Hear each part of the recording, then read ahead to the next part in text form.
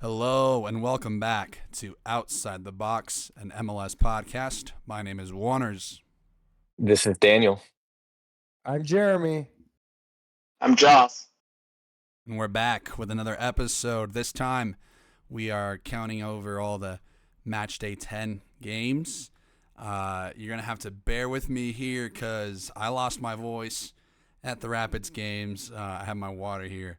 But we still got to talk ball, guys, because there's quite a lot that happened in the league. More importantly, I just want to open, because usually we kind of have these games that I assign.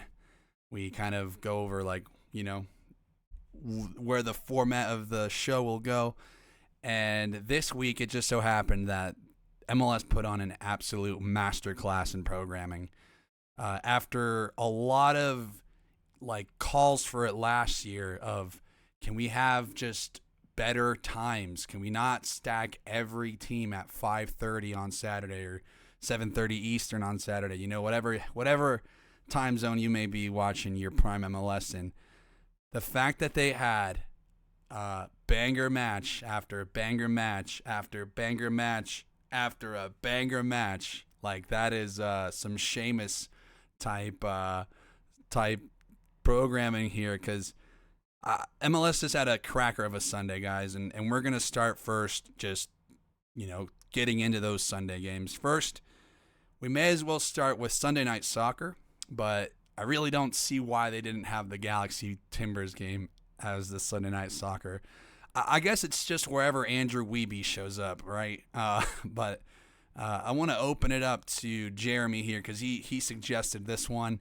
And I know he has a Dennis Bouanga narrative to drive here, but what'd you make of this one, Jeremy? Sunday Night Soccer. You were robbed here of the time slot. Who cares about what game they designate as Sunday Night Soccer? But I would like to say, I don't know what they're thinking with giving St. Louis so many of these Sunday Night Soccer games. Last year, if you saw the St. Louis that ended last year, where they were energetic, they actually wanted to score goals, and goals just didn't happen to them, you'd be like, okay, yeah, maybe the St. Louis team, they might be a little bit of box office for 2025. They are the exact opposite of box office in 2025.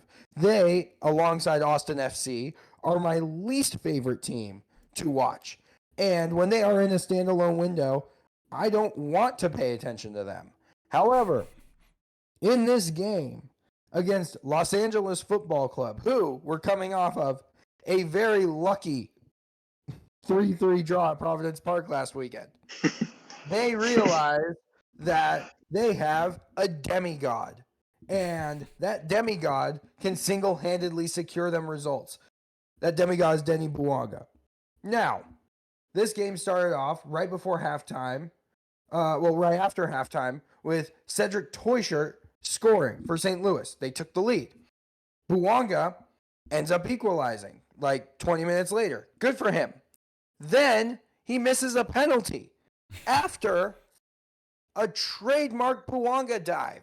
Now, I think this was far more egregious of a call than the one that happened last weekend in Portland, because there was actually contact in Portland. Joshua Yarrow, in this chance, who St. Louis fans don't really like because apparently he's bad at his job or something like that, he just goes across trying to win the ball, and Bouanga, once again, he feels a little bit of contact on his leg, but it looks more like a shield, and he still goes down.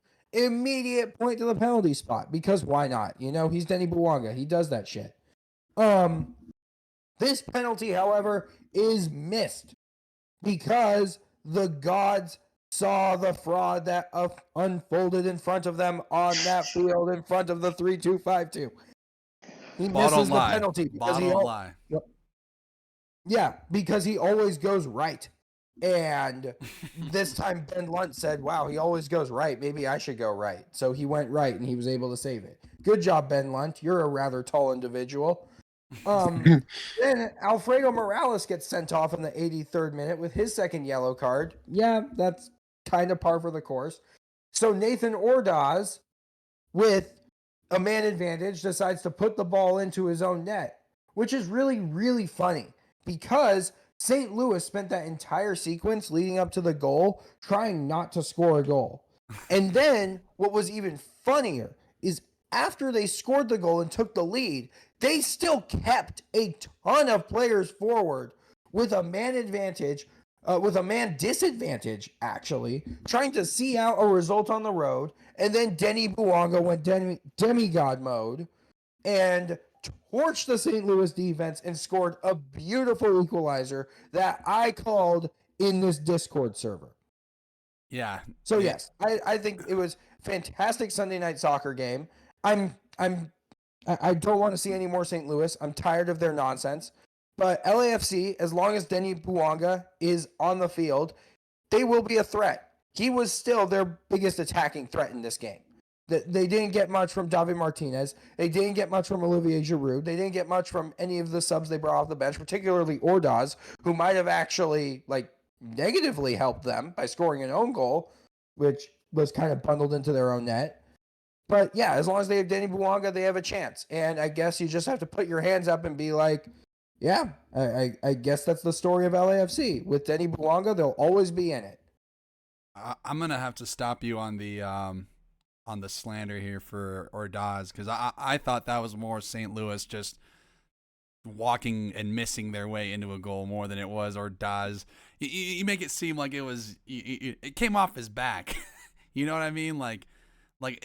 For me, I think St. Louis, man, it's the worst of the this. I think this, for as chaotic as you made it seem, I thought this was the worst of the games, just because St. Louis, man, Josh, how does it feel watching St. Louis? Because I know you're the hate watcher of them, but like, do you even enjoy hate watching this team? Was this a pleasant hate watch for you? It was, because it was heartbreaking in the end, and that's always fun. I think that is the sign of a great hate watch, is that there's a heartbreak at the end. I will say I think that St. Louis, I felt like in this game more so than in their previous games that they've experienced. I think they're on 6 winless now. In those previous games, I feel like in this game, over all of those, I could kind of see what Melberg was going for. I felt like there were a lot more intentional crosses into the box, which I think is important, instead of just kind of lumping it up there, which I feel like they had been doing previously. I felt like they kind of realized that is where their strong suit was, and you see it mostly on that first goal, on Teutschert's goal, where the left wing back for St. Louis picks it up 40 yards from goal, and he puts it in there, but there was intentional running from the attackers into the box, and they actually had an overload on the LAFC defense. So that felt intentional. That felt like, okay, there's Melberg's system working there. But more than that, no, I don't enjoy watching them. I don't. I mean, even more so than I already didn't enjoy watching them, because that team is an affront to God. This is more so like they're an affront to God, and also they make me want to claw my eyes out. Simon Betcher can't score, bro. Nah, there was some hype around him too. I don't know if you saw that, but they re-signed him, right? Yeah, he came back. Or he's just not. He came back and they were like, no. I don't know what they saw in him more than a guy that should be getting his degree right now. What about you, Daniel? What did you make of this one? I just want to know what is going on in the Western Conference that this LAFC team is currently sitting in 8th with all the talent that they have. Now, it might be a Dolo problem. Actually, I'm not even going to say that. I don't know what it is, because what I got out of that game was LAFC outplayed St. Louis and still didn't get the result that they kind of deserved. Yes, the own goal hurt, but I mean, they just look so much better at every position, and they couldn't get the win. And this is what I don't think St. Louis in the last 2 has beaten LAFC or has gotten a result against them. So this is the first result they've had in 2 years against LAFC. I just don't know what's going on over there. It's just one of those things where, okay, we're in week 10 now, and it's It's just I don't know. It's just weird vibes over in LA this year. Well, It's a good thing and a bad thing. well, I'll tell you what it is. It's Oliver Giroud. Once Oliver. LAFC get rid of him, it's over. It's over, bro. They can easily claw back into the West with just one striker that can, turn it around for them. Because, like Jeremy said, it helps to have a demigod. But if you can easily, put 3 or 2 guys on him, who else is gonna step up? You know what I mean? Like, or Daz is shifty here and there. Under hasn't taken over as much. I know he got the assist on one of those balls, but it doesn't look like he can really take over a game. Martinez sometimes has that about him. There's sometimes he's that next level player, and he's just torching dudes. But at the end of the day, all those guys I listed off, they have a longer leash than Giroud. For me, at least. Like, Giroud has only one goal to his game so far. It was against the Portland Timbers on a set piece, right? Like, it's not like he even did anything, that spectacular. So I am less on the Giroud. Like, I'm more so Giroud, just the main issue. Like that, and, They're very much missing Bogus for sure, but I don't or a even. player like that. Yeah, because he was their guy that did everything up there for him. Maybe they because I don't even know if they're missing an Arango. They are really missing just another demigod, as Jeremy put it. But any other thoughts on this one before we move on to the other Sunday games? Let's go over. What's up? I wanted to point out they do need a demigod, but they also need a guy that can score more than 1 goal in a season, because it's David Martinez and Bouanga who have more than 1 goal this season. Yeah, where's the Boba? That is crazy. Like, where's the spread in scoring for this LAFC team is you don't expect that. I don't think we've come to expect that from LAFC. And yeah, and they're only getting older. Giroud, Lloris, Aaron Long. So, yeah. Has the Bobasi not scored in MLS play since week 1 against No. Minnesota? No. Oh God. Just the one. Wow. But, well, and here's the thing about LAFC: they're not the kind of club to sit on their hands about this. So, I definitely think they're kind of in a holding period until the summer comes, and Griezmann has always been the kind of name, and now it looks less and less likely. But one thing you do know is LAFC are not just gonna, you look at some other teams, you're like, dang, they, I don't know if they're gonna spend again.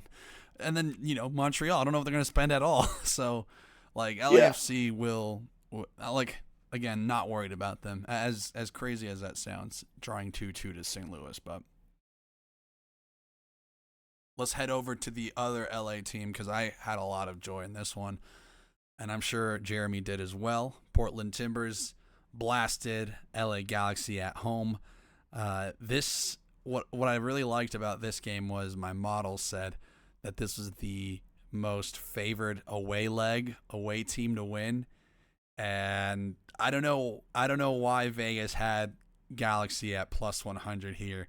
They are bad. It's fun. It's so much fun.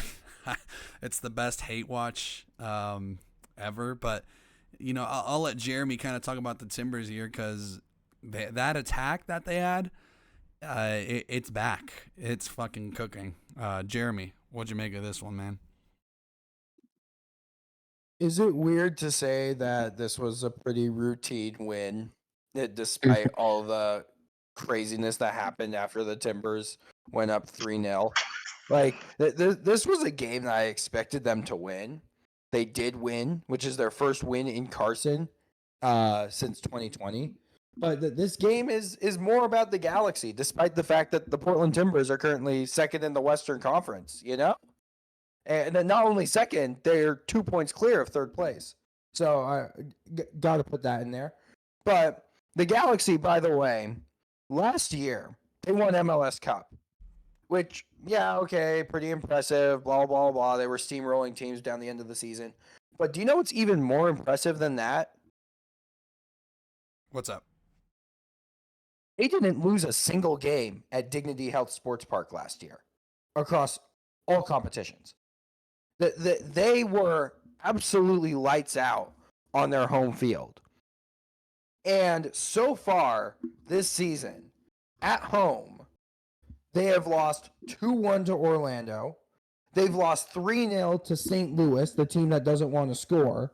They've lost 2-0 to San Diego. They drew another one of these home games, 1-1 against Houston, in which they got a red card. So it's not only the fact that the Galaxy are this bad, but they've just been awful at the one place that buoyed their success last year. And that's not a Ricky Pooge absent problem. That's not a Gaston Brugman and Mark Delgado have left kind of a problem. That's a pure mentality problem.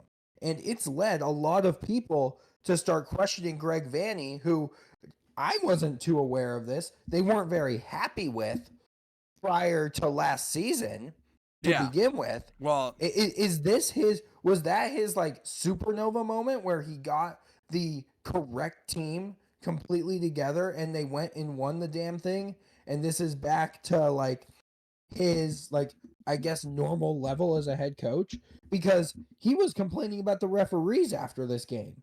After what I thought was one of the best refereeing performances in any MLS game for the entire season. Slow down there. That Rodriguez pen not from the penalty call, mind you, because yeah, I mean, I would say Denny Bouanga gets that penalty, which is I guess the benchmark for penalties, but the way he just mostly let every team play, he let there be physicality. That's valid. He let teams go in with 50-50 challenges, and he didn't fall for dives within the box, I guess. Well, I mean, there was contact on Rodriguez, so that's a penalty. But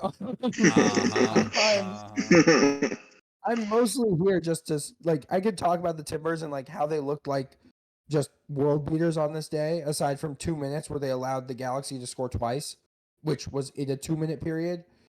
But this story is about the Galaxy and how their fan base, who have to deal with the Dodgers being only a half game out of the division lead, and the Lakers, who are going to get sent home if they haven't already been by the Minnesota Timberwolves. Like, you have to feel for them, you know? You don't. No. Like you well, yeah, obviously no. But you have to feel for just this entire organization who climbed the mountaintop and are now winless in their first 10 MLS games and have been unable to get a single win at home, which is embarrassing. Absolutely embarrassing. Meanwhile, David Da Costa, that's his first open play goal of the season. He leads the league in a couple of categories, most notably progressive carries. So even if the goal involvements haven't been coming, he's still been playing like a world beater. Anthony, by the way, is tied for the most goal involvements in the league with Pep BL. So, yeah, good on you, Anthony. The Timbers have scored at least 3 goals in another game, which everyone is like, oh my God, how they managed to do this without Evander? It's because they're fast, more than anything. They're fast and they want to kill you on the counterattack. And the Galaxy, you know, as soon as they allowed the first shot on target from David Da Costa to go into the back of the net, this game was already done and settled. Yeah, I'm just happy to see Anthony killing out there. He had an amazing skill check for that first goal. What would you guys make of it, Daniel and Joss? Anything in particular you saw out of this one? I think with such a now public outcry for, the questioning of Vanney's job, to leave Yoshida on the bench, not great. Well, he's coming back To from injury leave still. To leave Julian Ode on the bench, not great. I'll give you the To Ode ship one off for sure. to ship off Jalen Neal to Montreal to bring in Zenka, who was supposed to be that veteran presence in the back line to kind of to pair well back there. He looks horrible. McCarthy's horrible. I have no idea what's going on with this team. It's kind of one of those things where you probably do need to change the manager just to fix the problem. And look, he did win the MLS Cup last year, and that does grant you some level of, I guess, forgiveness in situations like this. But when you have a roster that's so tightly constructed that you have zero GAM to spend, you got to change what you can change, and you have to control what you can control. And that probably comes down to firing Greg Vanney and trying to inject some sort of new life into this team. I mean, that's pretty much all I have to say about it. I'm really happy for Anthony. I'm happy that Jonathan Rodriguez got a goal. I think Portland's really, really good. They're dangerous, but I think Jeremy said it perfectly at the beginning of this when he said, does this feel like a routine win for Portland, like a game that they always should have won? And the answer right now is just yes. 100% yes. Joss, if you were the Galaxy president, are you sacking your MLS Cup winning coach, even though you got Ricky Pooge on social media saying not to? You're gonna ask the Sporting KC fan if I'm gonna sack my coach who golly, that is hard because I feel for the guy in that obviously Ricky Pooge is hurt and you don't want to upset your best player. Clearly, right? However, as Jeremy said, this is not just a Ricky Pooge problem. There's no like real attacking. There's no striker quality. But as good as Chris Ramirez has been, is he the kind of guy that elevates this team? No, I think you can go out and get a better striker. At center back, Maya Yoshida has not been good. Zanka has not been good. So, as much as it's like, thank you, prepare the picture of the corner flag is all I'll say. That's what I'll say. Get the LA Galaxy social media guy to get a picture of the corner flag and prepare the tweet that says club announcement, because I think that should be happening. And I also wanted to say, Phil Neville deserves a lot of credit.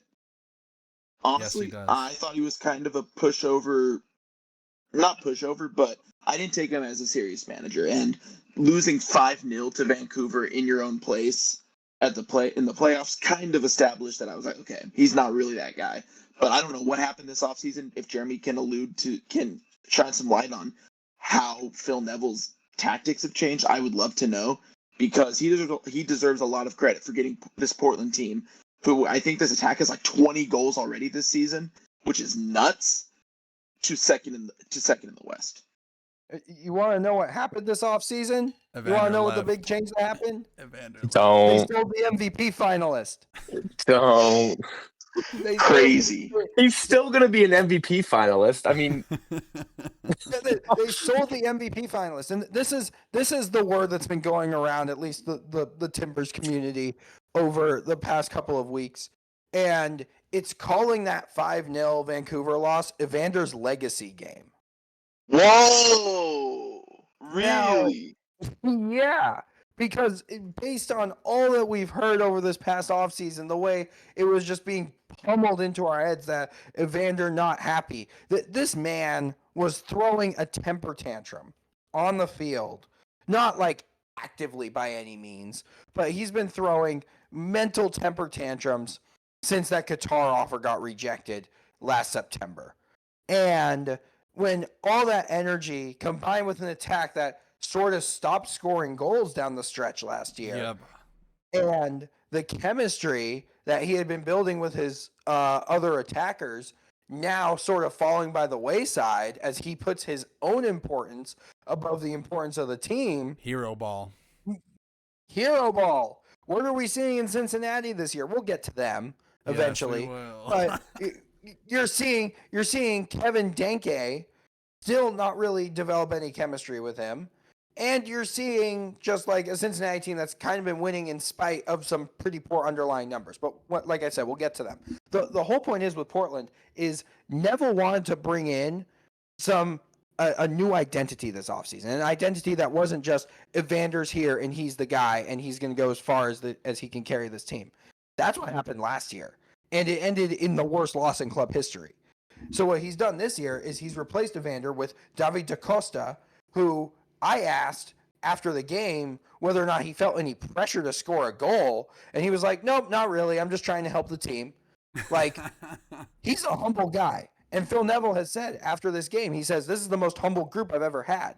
It's just a bunch of good soccer players committed to a collective identity rather than the personality cult of the Brazilian who dominated the offseason and finally left. It is off to somewhat greener pastures. I don't know how green Cincinnati's field is, but you get the point. This team is humble, and they're committed to a common goal, unlike last year. It's what happens when you play for the badge.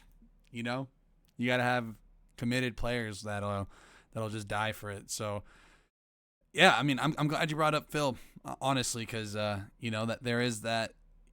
I don't think he had that at Miami, right? When he had, you know, like Higuain back in his prime. You know what I mean? Like Higuain. like, what was that? That's Higuain. That's Higuain vibes. Oh, that is Higuain. But you know, that's his theme song.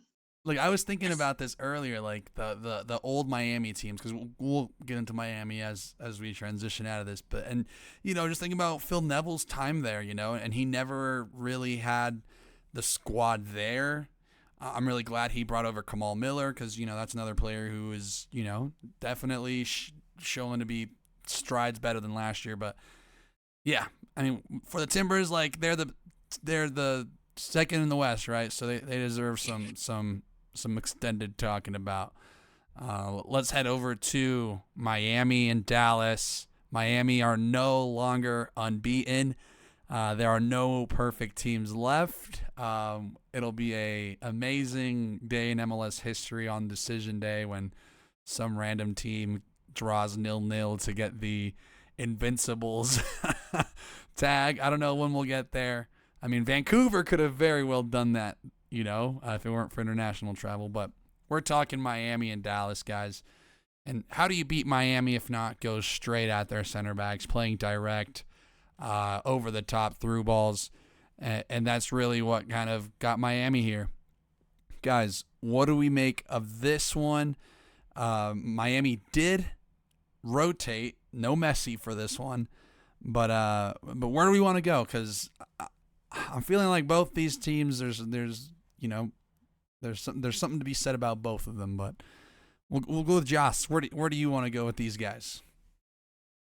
I want to give a lot of credit to Eric Quill, because it is not easy to switch your team's formation when it's not working. It takes a lot of ego death, I think, for a manager to realize that what they're doing is not working. But I think that is also where managers kind of differentiate themselves and earn their money, and that's exactly what he did.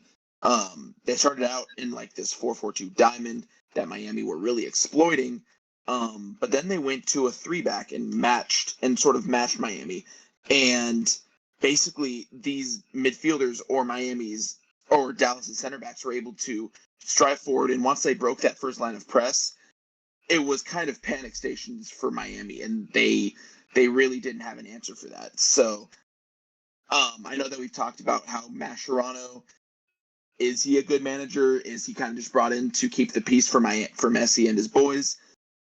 Thus far, it's hard to argue against his track record in the league, but this is he got out coached in that second half, and Dallas were able to put three unanswered goals past Miami and leave with a win. So I'm really impressed with Eric Quill and his ability to change. Again, no Peter Musa to start this game. They again went with Arrington and Julio. Musa, if he had played, probably would have been 7-3 Dallas, because that's my goat. But it is what it is. And yeah, Lucho Acosta, even though he didn't get a goal or an assist, I thought he was pretty good. And it's just been so funny that like Acosta, Da Costa, and Evander have all kind of adapted to their new teams.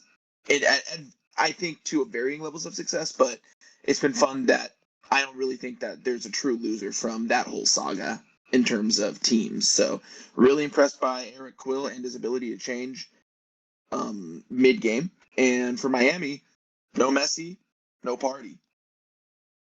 Yeah, I really want to highlight Kaique because my boy's out there in the traditional CDM tuck shirt roll. He's out there fucking super active on the defensive end.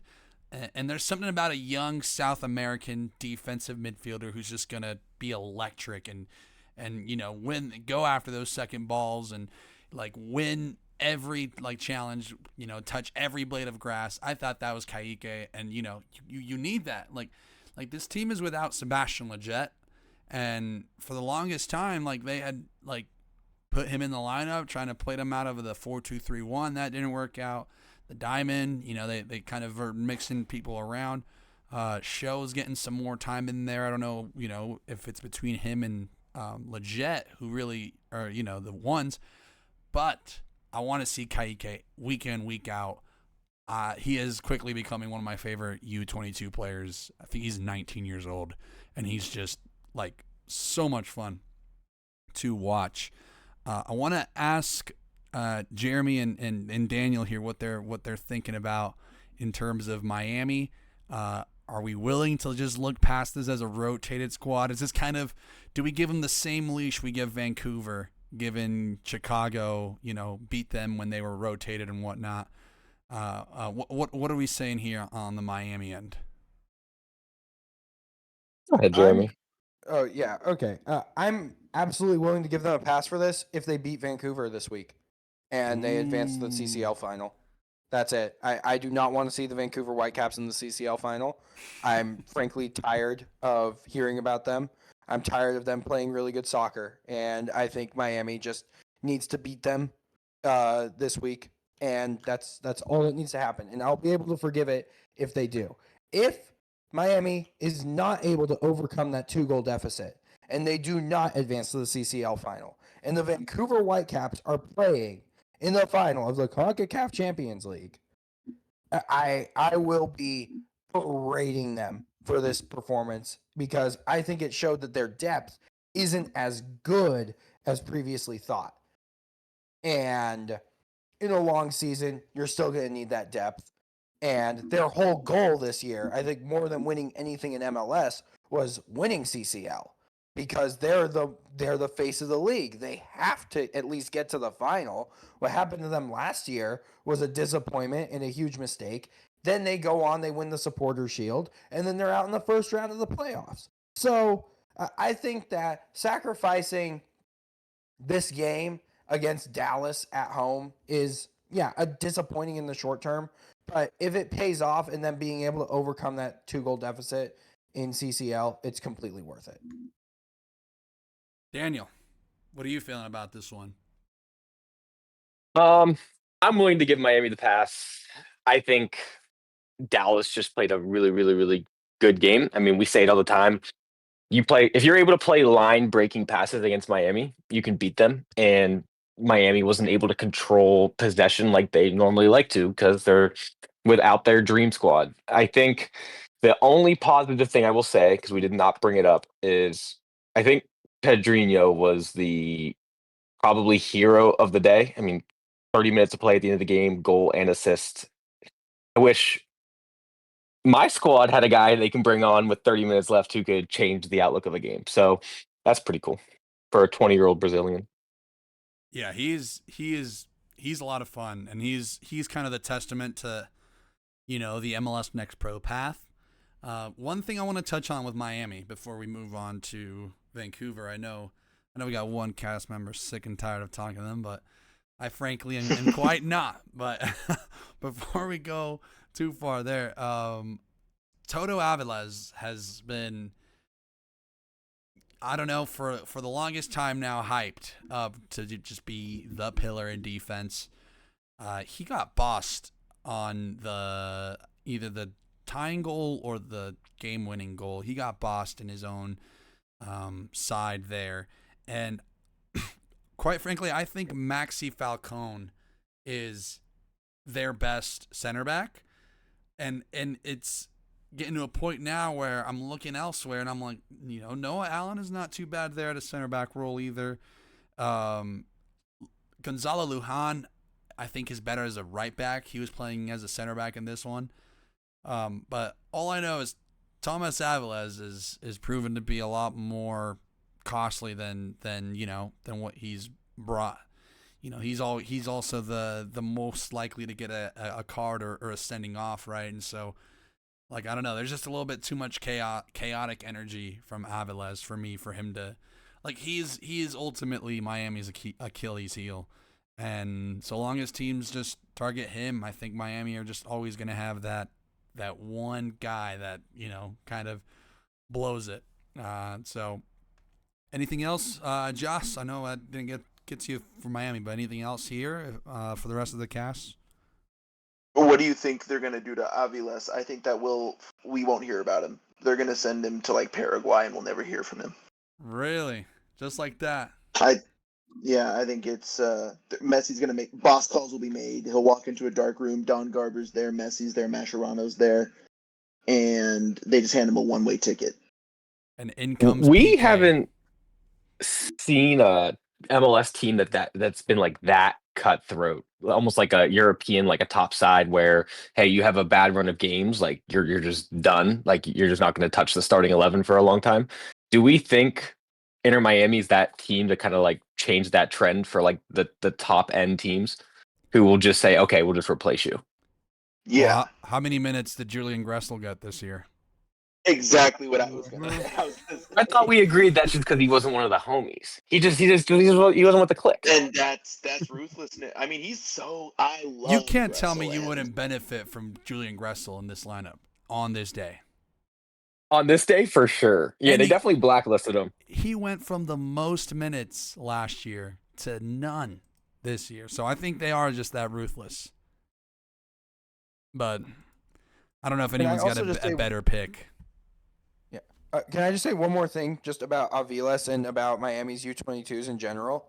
So Aviles is a U22 initiative player. Segovia's a U22 initiative player.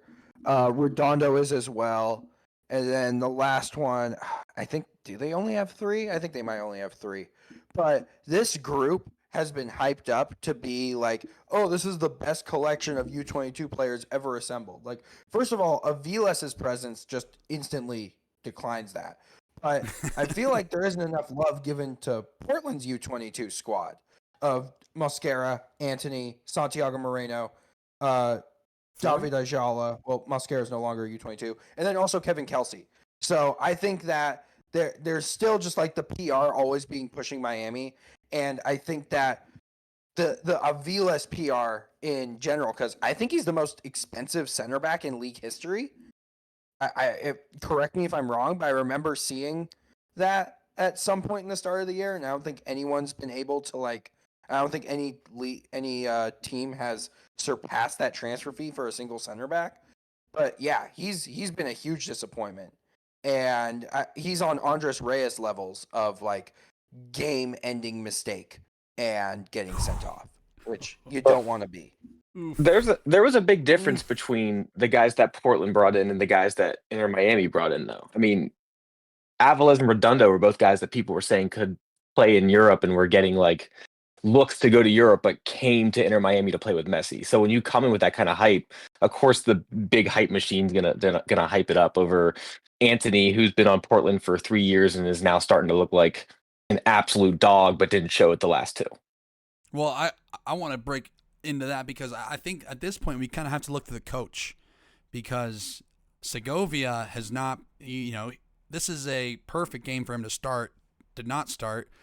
And then we look at Redondo, who's had fewer minutes as well. I don't know if it's because of their being mostly utilized in CCC, but we could start to see a more leniency on the more established players. The only player I see that has benefit massively under Mascherano is Yannick Bright, and that's only because he is the water carrier, right? And it's easy to be a water carrier for players like I don't know, Lionel Messi, right? And Suarez, it's easy to win them the ball because they're gonna, make the most of it. But other than that, like this youth initiative here from Miami, it's gonna go as far as Mascherano takes it, and being that he came from a youth international level, I would have expected better, honestly, but I don't know. We'll see how that goes. I'm just glad they're finally at their first loss because it should have come a while ago. Anything else on this game before we move on? It was quite the fun one. Let's head over to Minnesota, Vancouver. And I was talking about this in the group chat. Minnesota needs something in possession. They can't just rely on the counter, and it's getting exposed. But as we talked about it, they just have talent across the side that they're going to be quite good. My biggest propaganda piece that I want to bring in here is no Morris Duggan, no party. Like, this dude has not been playing, and Minnesota could arguably be worse without him. I don't know why they're not starting our boys. What do you guys make of this one? I'm sure we have plenty to talk about Vancouver. I'll start with Daniel. See what'd you make of this one. I'm going to start with a question. Do you guys think Sebastian Berhalter is a top 5 midfielder in the MLS right now? Yes. Like, Yeah. could go and start for any team in the MLS right now? Yes. Did anybody see this coming? No. No, definitely Okay. not. I saw him potentially doing this as a wingback after seeing just so many godlike crosses against the Timbers the past couple of years. I did not see him as just like the all-action box-to-box demon that he's been this year. Credit to Jesper Sorensen, Good job. Good bald job, Jesper. Bald. Yeah. I'm just going to bring up one more point. Bald. It is just so impressive that Vancouver went off and beat what I think we all consider to be a top 5 generally in terms of talent and quality, and probably top 5 team in the West in Minnesota with a heavily rotated lineup. I think Emmanuel Sabi is that guy as well. They're just showing that they're deep and that they play a system that they can kind of plug and play to win games if they need to. And I can't wait to see them finish the job against Miami here this upcoming week. Well, Tomorrow, actually. It's going to be a banger. I want to kind of take us back to the chatter we were having before the match, because you did say like something to the effect that like this could be if Vancouver wins, A fraud watch game. well, I guess not fraud watch, but for me, I was like, so this is what you said. So if Vancouver wins today, we're all on they are the best team in the league train, right? And for me, like, I kind of said CCC is more important, right? Like, if they win, it's nice. But I kind of wanted to see more from Minnesota. You know what I mean? And what ended up happening was Vancouver just cruised into the 3 after, some adjustments at halftime. But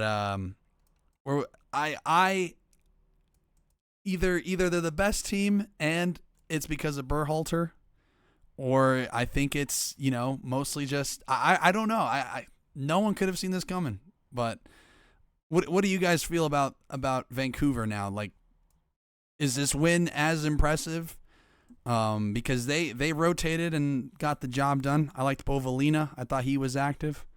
Otvik in there as well was just tidy. Like, there's no drawbacks to this team's depth.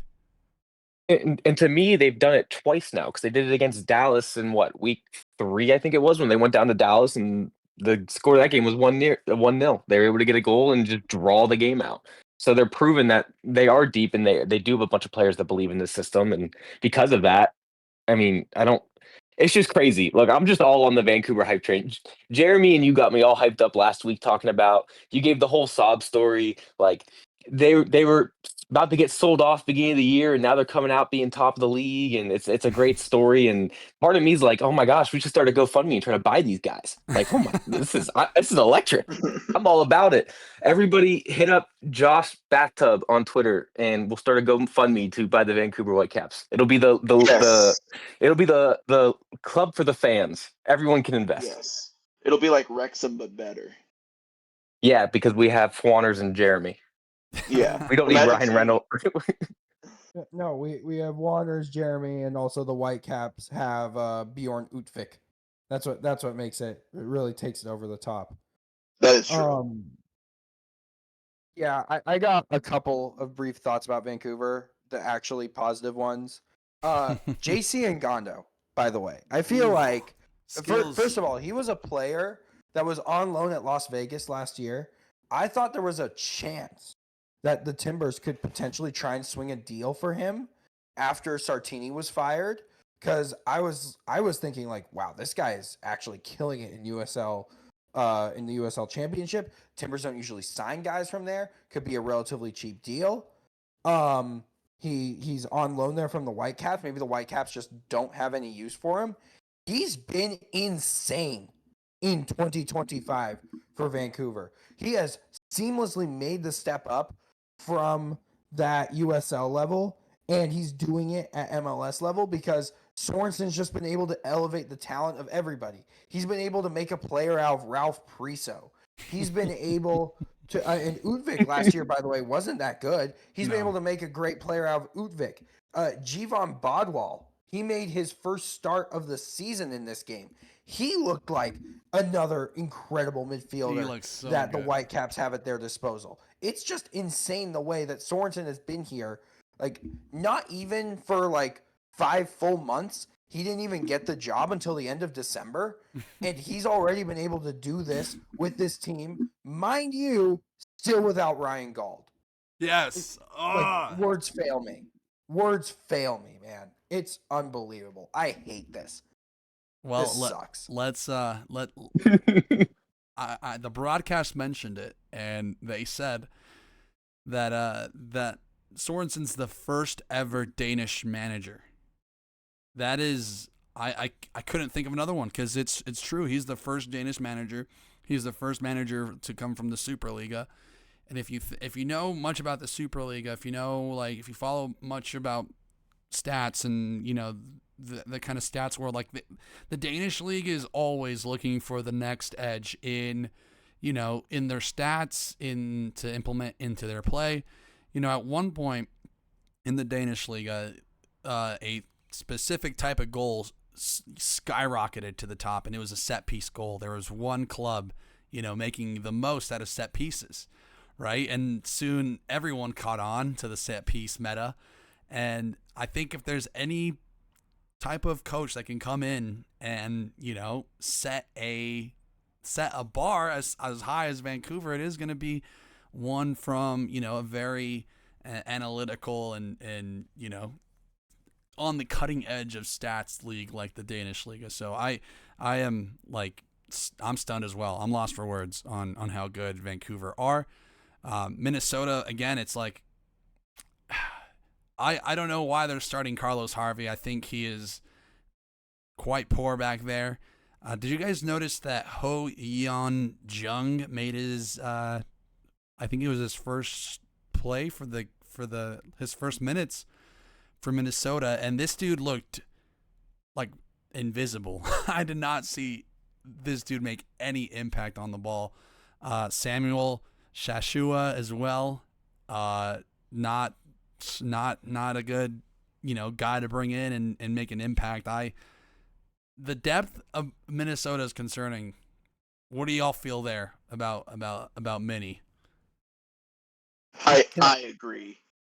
I agree that their depth is so concerning, and I think I talked about this in our last pot. Whenever they went to, no, it wasn't NYCFC. Hold on, I'll have to find the game.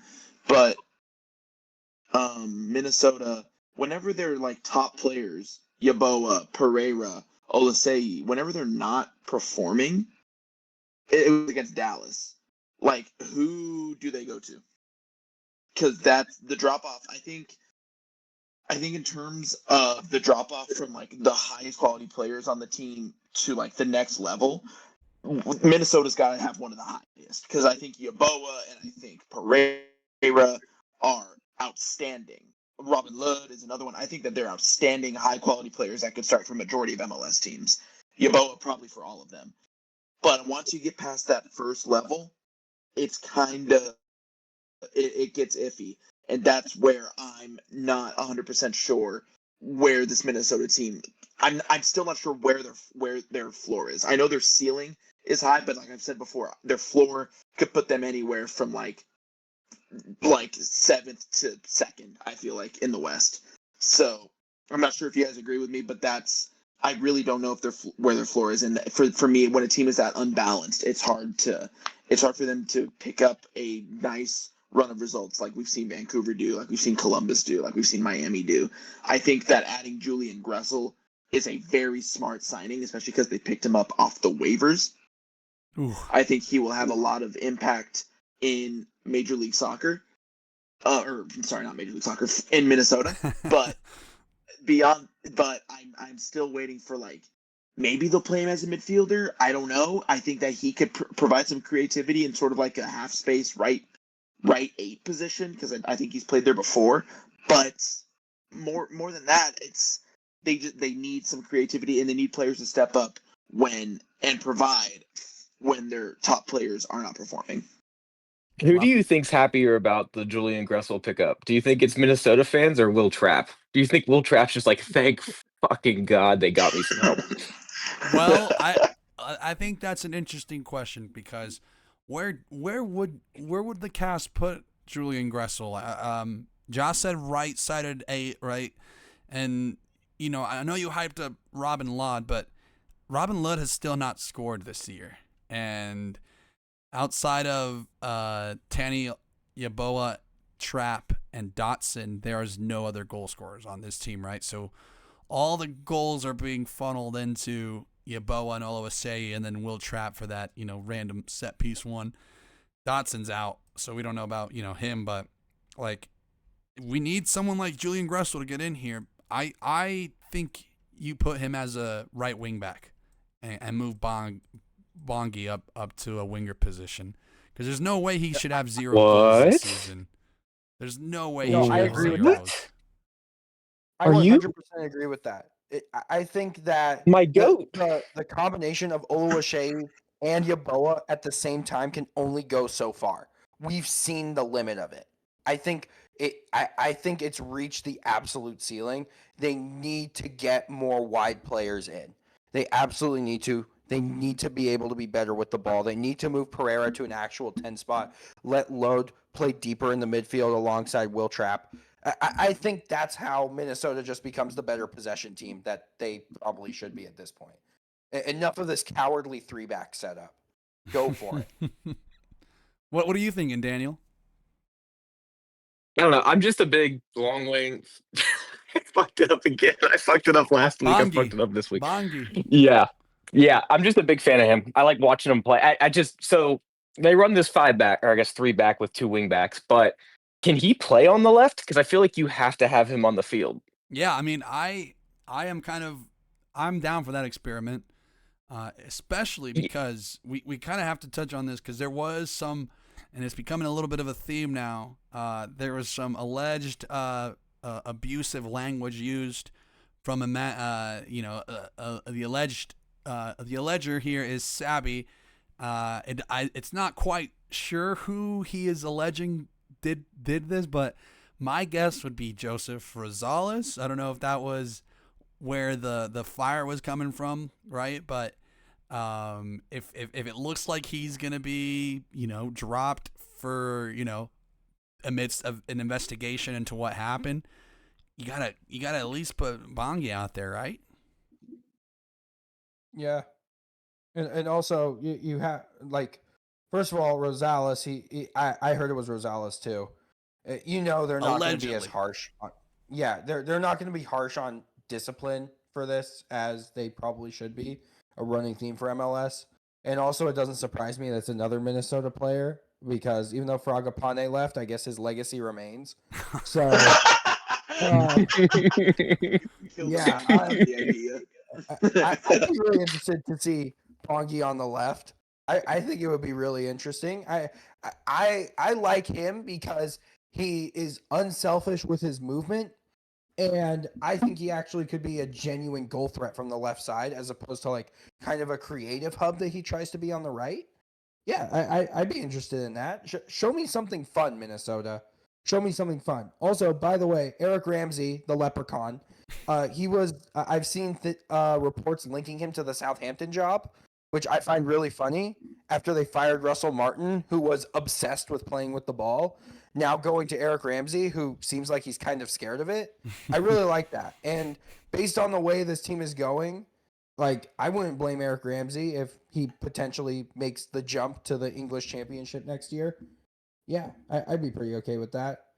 It would be really tough for Minnesota, but hey, like, good for him. You gotta move up. I don't see him as a Southampton level coach, but I don't know. I coaches get hired all over the world, and some of them are certainly not qualified.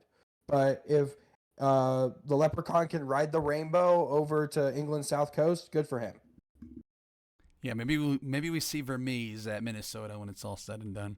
That was a very fun Sunday edition of Major League Soccer. They need more of this, right? Because you sat down at a nice midday, right?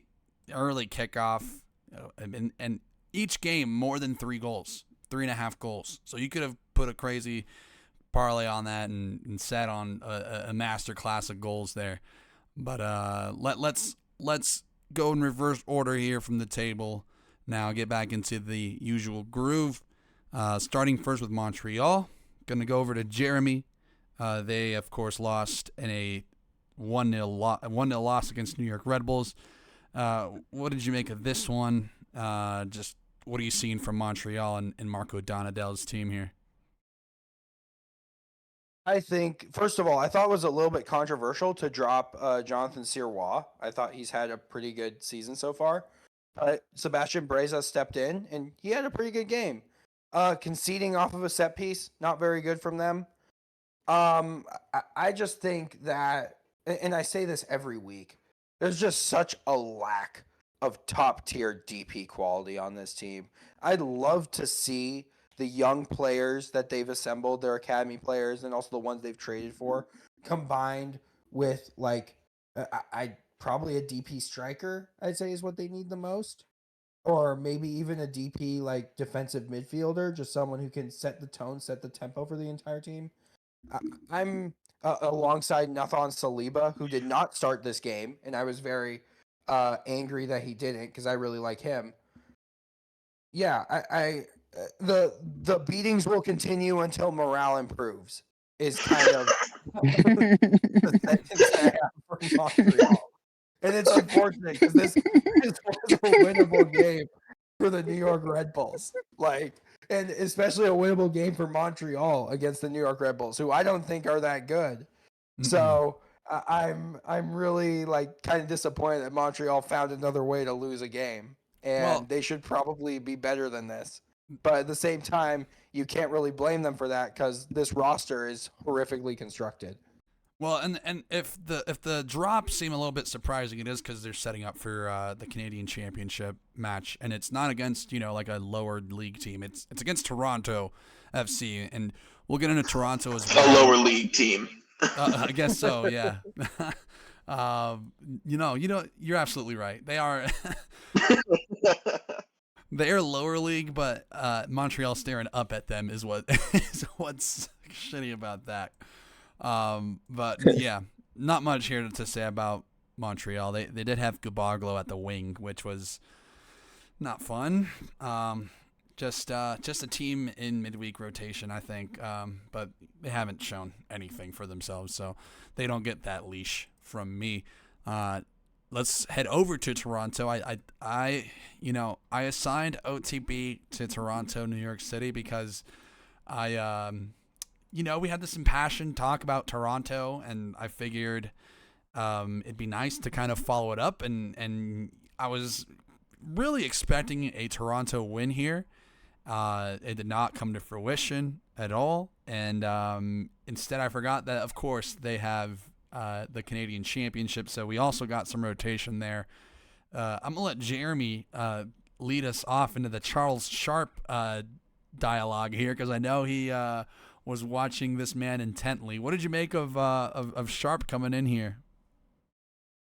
I really like him as a striker option. I really do. And it's probably just because I like big forwards who can win headers. But I think that's kind of what this team needs. They need just a focal point up top more than anything. Not really like a roaming one, but one who's just going to stay up there. Occupied defenders can probably like get a couple crosses on target.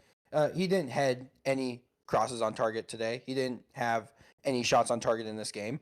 But I liked him. And you know what? That's pretty cool. Also, his name is Charlie Sharp. And I think that's also really cool. He goes in my MLS name list of just classic MLS players with really white names, joining Morris Duggan, joining Paxton Pomacall, and Nolan Norris. Man, Dallas has a lot of those guys. But I Logan really think, Farrington. first of all, the penalty that ended up being the deciding goal, I think it was kind of a dodgy call. But, like, whatever at this point. Like, New York City, I don't think they really deserve to win this game. I don't think either team really deserved to win this game. And this was also a standalone window on Saturday morning. And yeah, I didn't really see anything from either team that really inspired like a ton of confidence.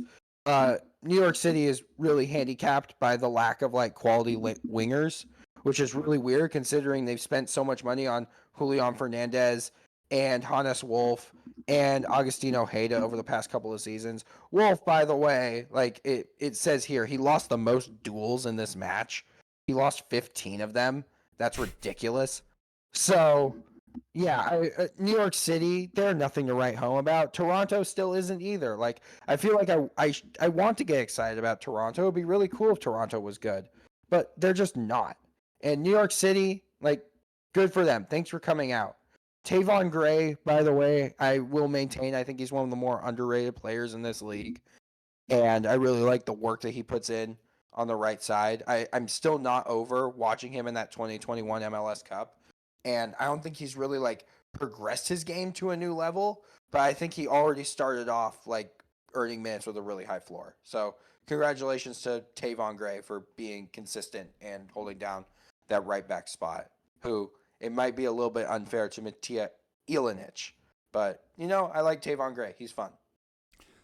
What about Daniel and Joss? What'd y'all make of this one? I'm quite sorry for I guess subjecting people to this one, but it was a misplay, honestly.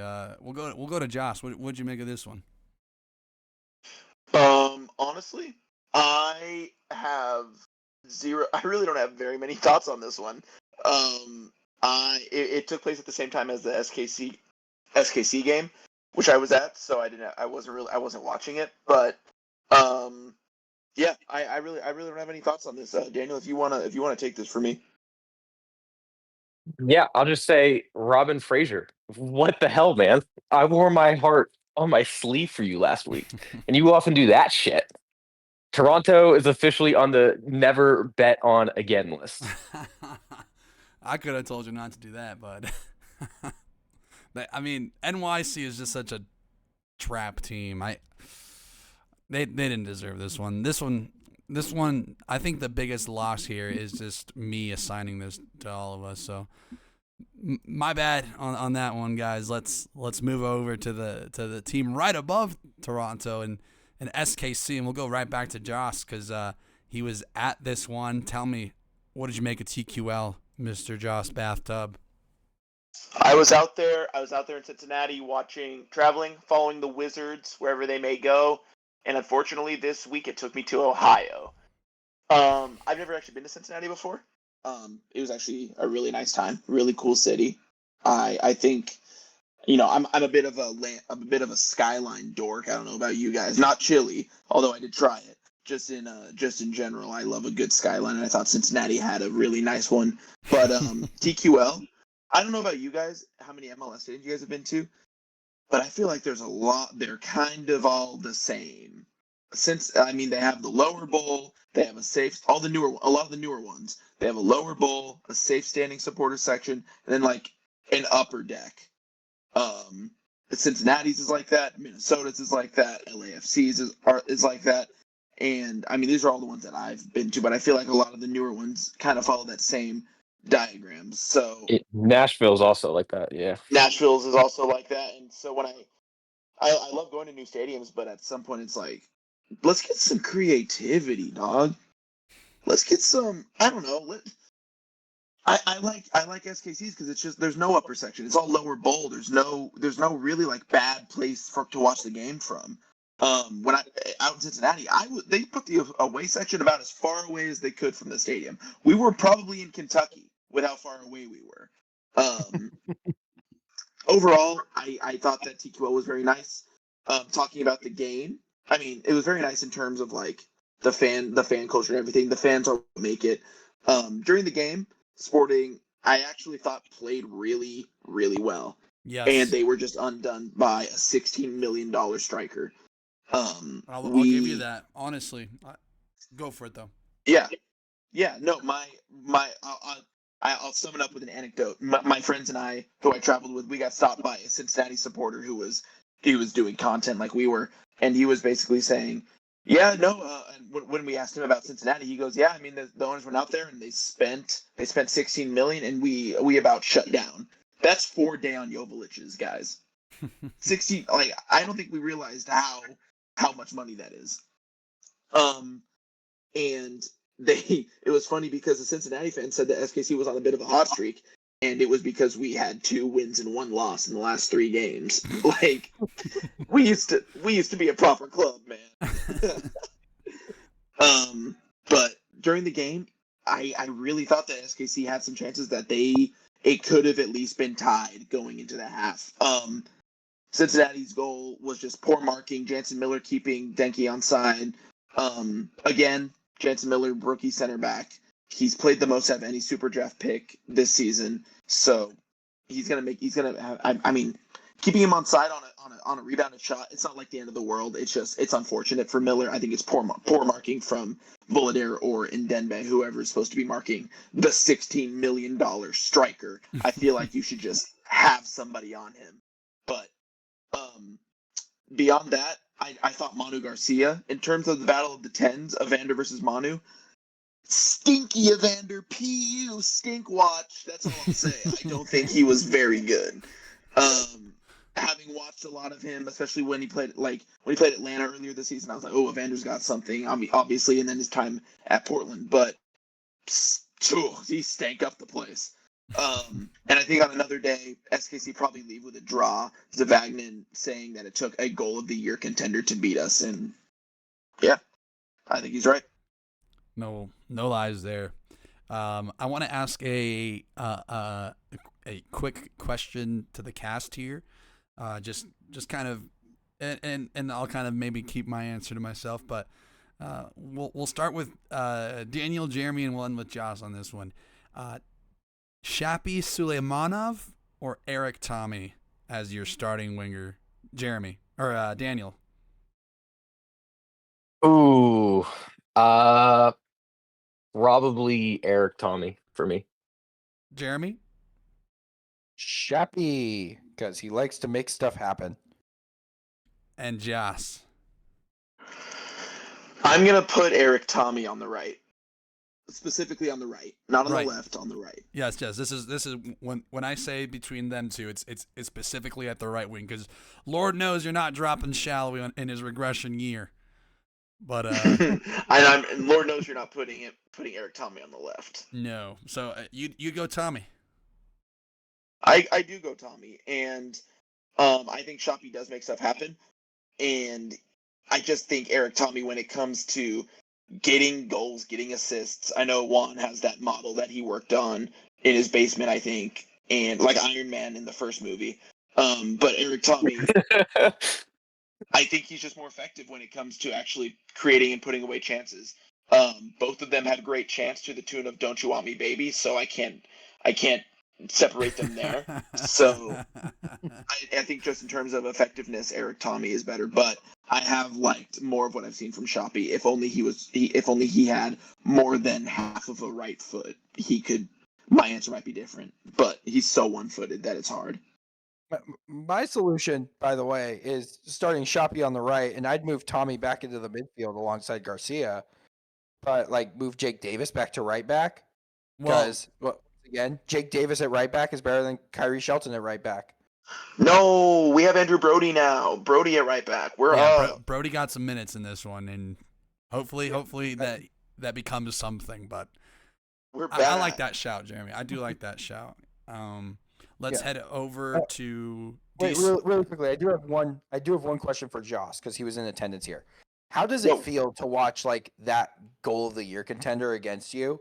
Because for some reason it brought me back to 2016 when I saw Quincy Amarikwa just like score an absolute blinder against the Timbers, where I was just like, you kind of just like have to applaud that because that's just insane. How is it like just witnessing that in the stadium?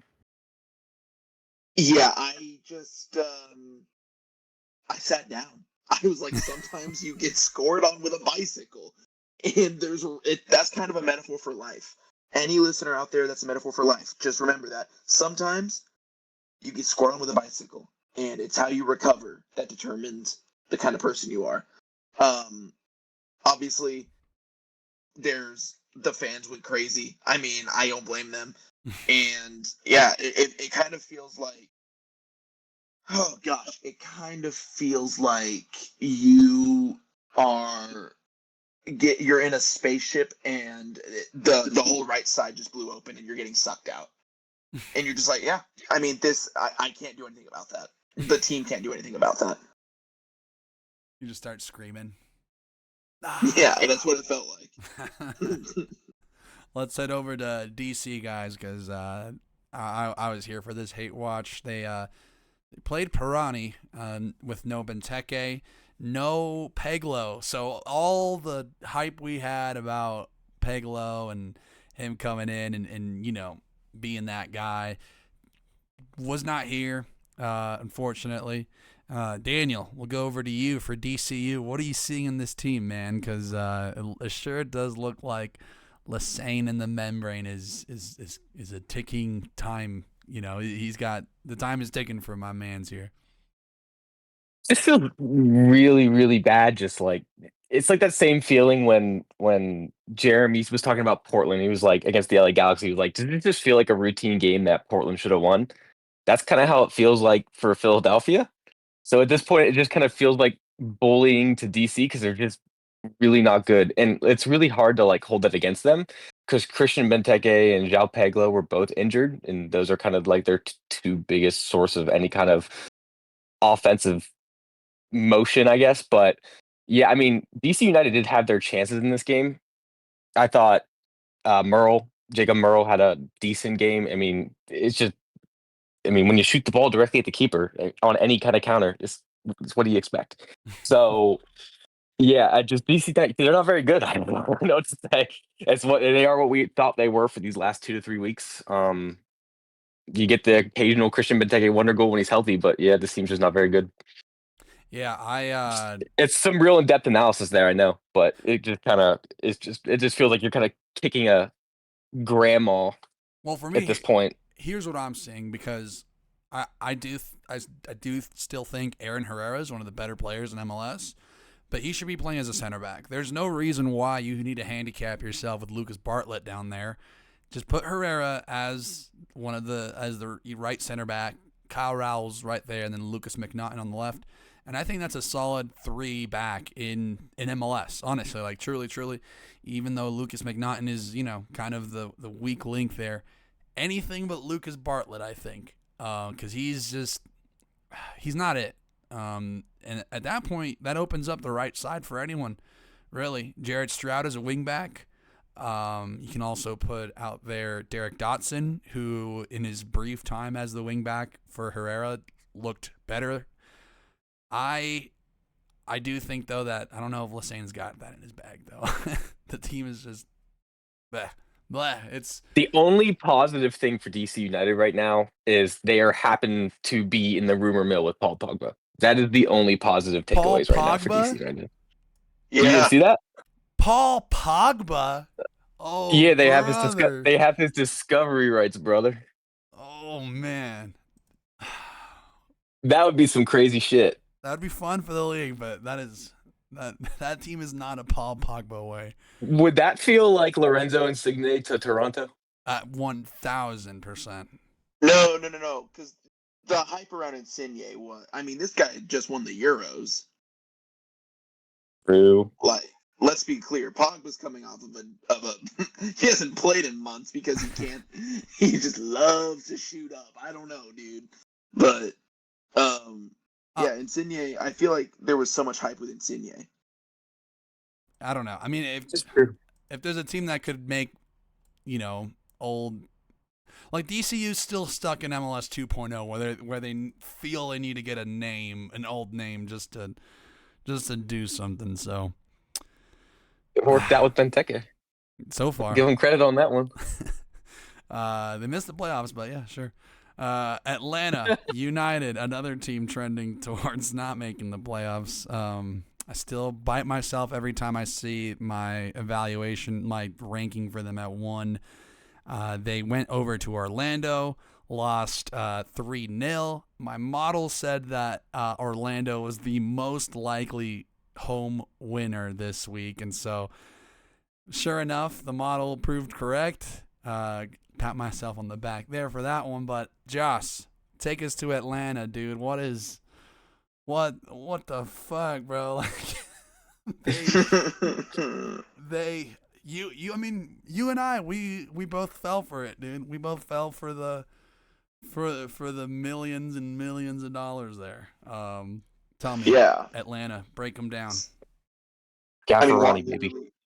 My first notes here are Atlanta, please stop embarrassing me. Oh, please. Oh, my God, please. And they did not. They did not heed my cry. They did not hear me. I felt like I was yelling into a void because Gaffer Ronnie will Gaffer Ronnie. It is so hard for me to talk about Atlanta in this.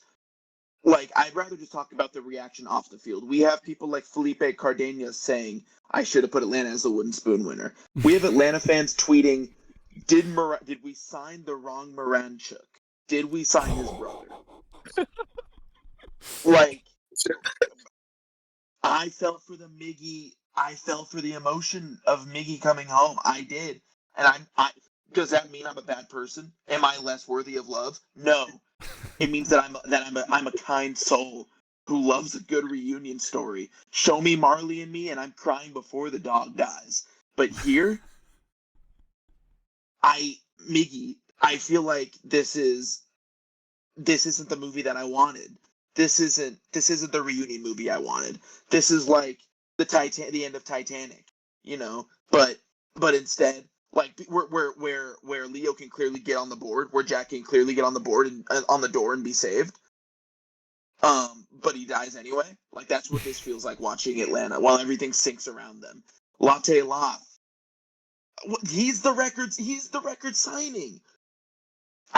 Can you imagine him trying to do what Danke did to Sporting Kansas City over the weekend?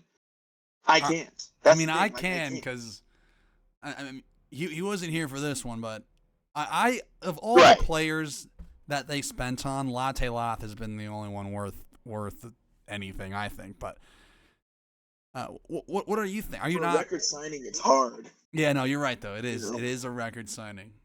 You got to put it in that you context. I think that there is going to be a caveat there, and I feel bad because he's 26, I think. So there's going to be, there's going to be pressure. How does a guy deal with a pressure like that? That's hard.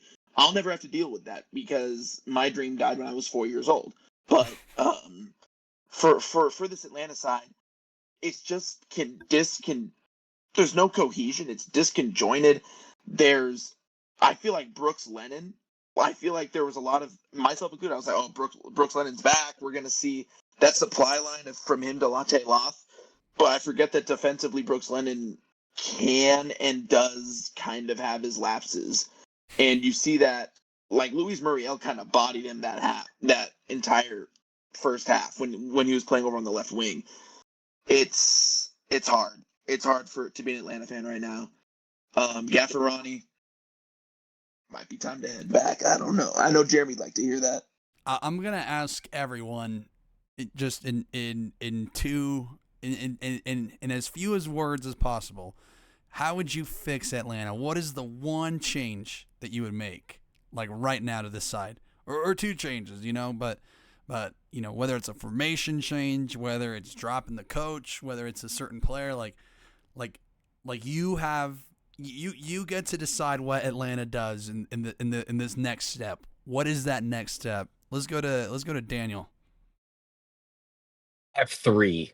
It's very simple. And if you do this, I promise you will become a top team in the East. Hire me, Atlanta United. Ready? Okay. Fire Gaffarani. That's 1. Get his ass out of there. 2. This summer, invest in a winger, a U22 winger. Go spend some money in South America. Go get yourself another winger. 3, move Miggy Almiron Central permanently. Do not let him go wide. Boom. Problem solved. Hire me. Jeremy, I'll leave my details in the comments. What is your pitch to the ATL powers that be? I feel like it speaks to how many problems there are with this team that all of Daniel's, aside from firing Gaffarani, which is like, I guess I'm seconding that. It wasn't one of my own. But all of those problems were attacking and all of mine are defensive. So, first of all, start a Johnny Fortune. Start him. What is this nonsense? Leaving him out for Sleesh? So Sleesh has been like incredibly disappointing over the past season and however many games it's been in 2025. Like 10 of them already? Yeah. Good job, Atlanta. Start a Johnny Fortune. The second, go use some of that money that you still have, or maybe don't have, because you blew everything on Latte Loth and Almiron, which once again, not too bad, but like, you need to find a center back who is an actual leader more than anything.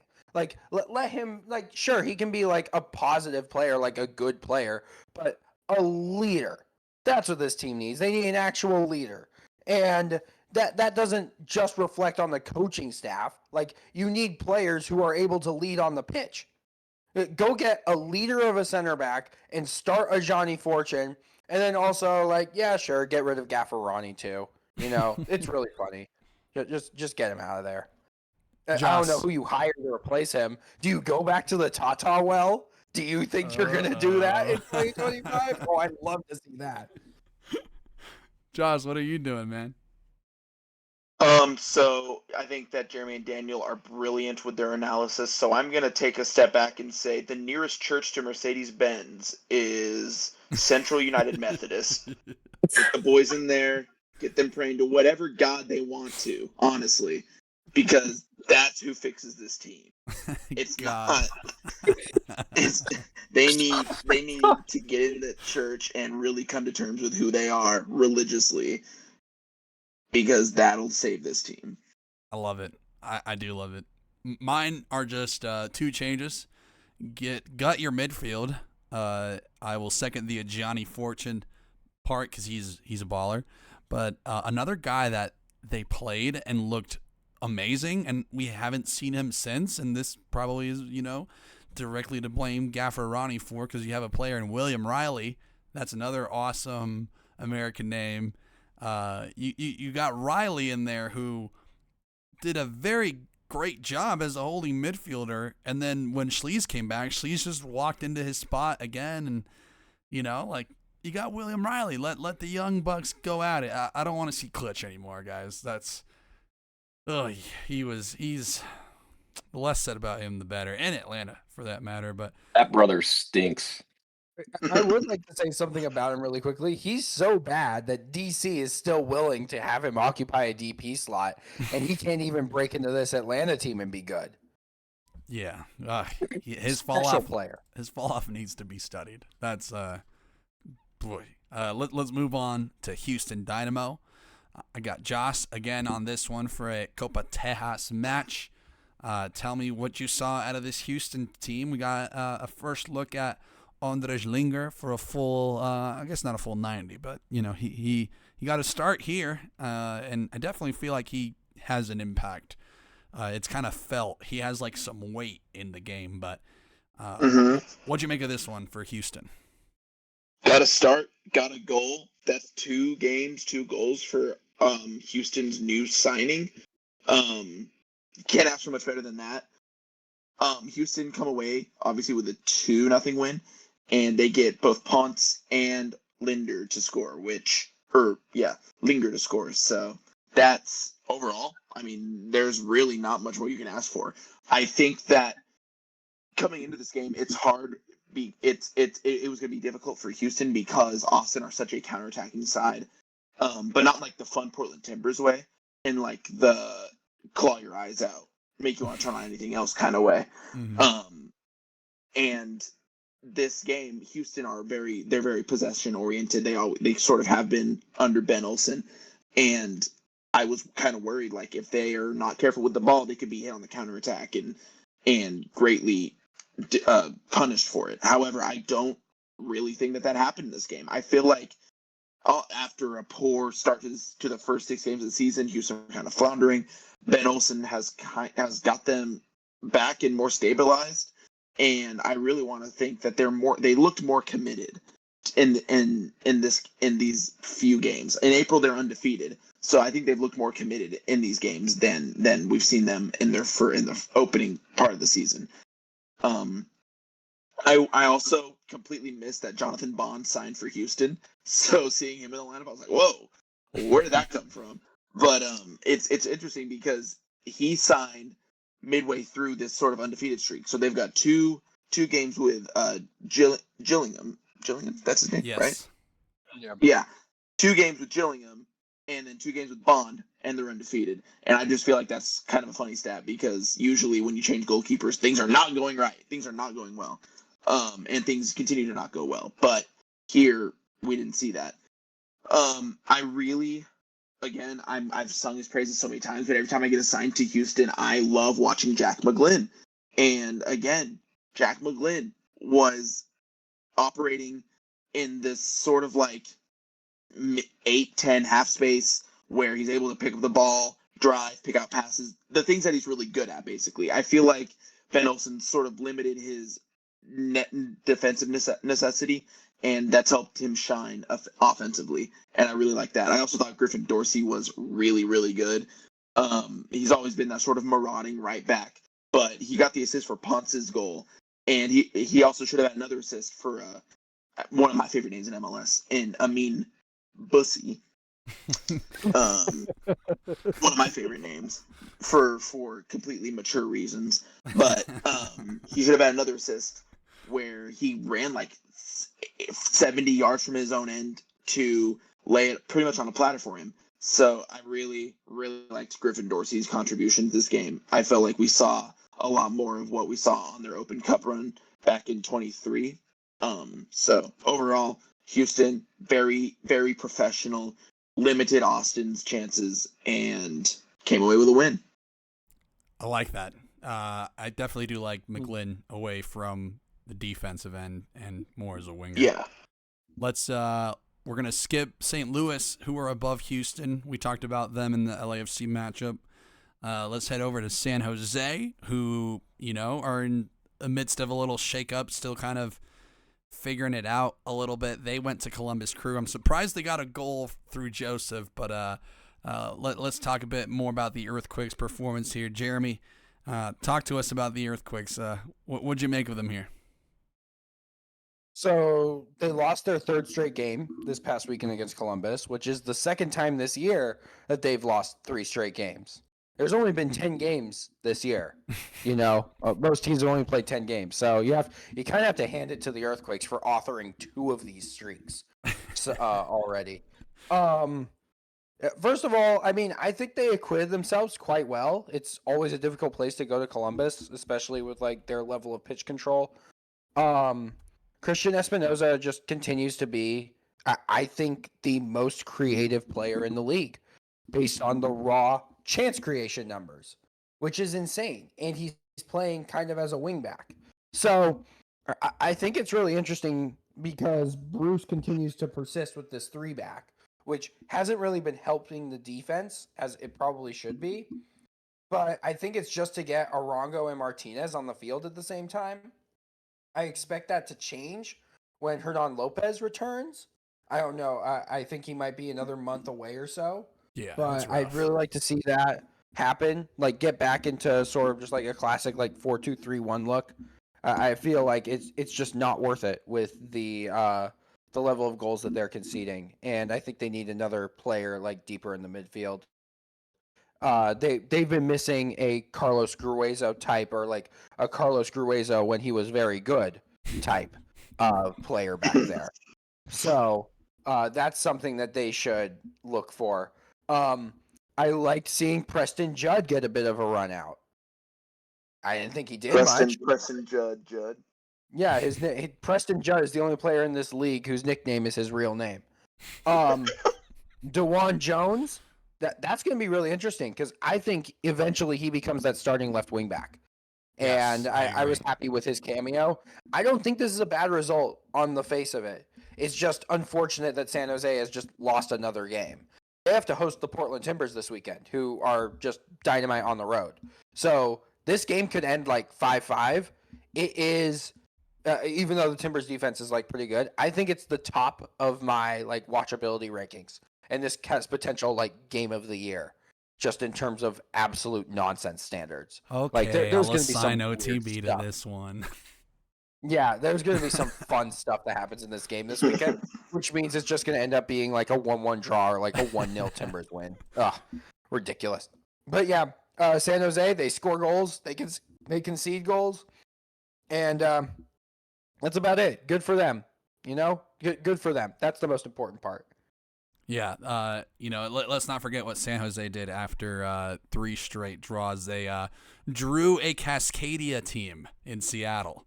So, they may be gearing up for a little draw here against Portland.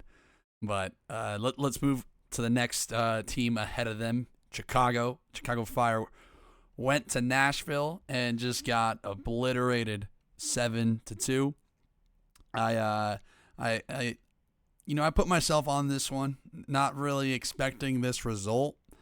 And, I actually was at the Rapids game. So it's not like I was even at home to really, pick apart what was going on and what the fuck Chicago is up to, right? But, I got home, watched this game back. It was an absolute treat. And it's kind of one of those hard ones because after Nashville go up 4-0, it's kind of like, well, what do you even really take from this game? And I think what I wanted to do, we'll talk about Nashville when we get to Nashville, but for Greg Berhalter's team to just come out here and play, I don't know, they played a little bit too naive. Whenever they did get chances, it felt like they thought they were going to get another one. It was like, no worries, guys. I know we just wasted this chance, but ours is soon to come, because we have a great guy in Hugh and Kuipers and Zinkernagel. They ended up scoring, but, right after 7-0. So how much can you really take from that, right?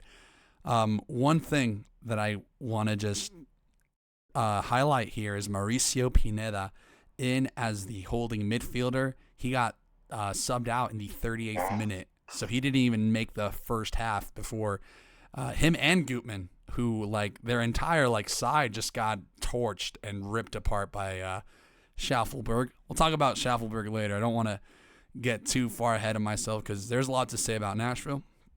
But for Chicago, it's just they're missing any midfield oomph, really. Kellen Acosta is not an 8, I don't think. I think he needs to be the lone 6. Or Chicago just need to go to a back 5. New England are doing it. All the hip cool kids are doing it. So Chicago should absolutely do so as well. Does anyone have any larger Chicago thoughts here? Just beyond my general rambling. Chris Brady completed 100% of his passes in this game, 25 of 25, including 4 accurate long balls. Congratulations to him. What a game. I was actually ready to start a narrative after this game about overpriced championship strikers coming to the MLS, particularly with the rumors that Josh Sargent's going to come here for a ridiculous fee in the summer. They're talking $24 to $25 million for Josh Sargent. So I've already started a narrative about Latte Lats and Sam Surge, and then Sam Surge had to go off and have this banger and completely ruin my narrative. So yeah. Oh, we'll get to Nashville soon enough. Don't you worry. Yeah. Let's head over to Real Salt Lake. They went to San Diego, and despite losing Vera like early on, they still came away with the result. I don't know what to make of this one other than Diego Luna. Daniel, what'd you make of Salt Lake's performance here on the road against San Diego? I think we can all give Salt Lake their credit here and say this is the best win they've had all year. And it could be like sorry guys, my dog is playing with a squeaky toy in the background.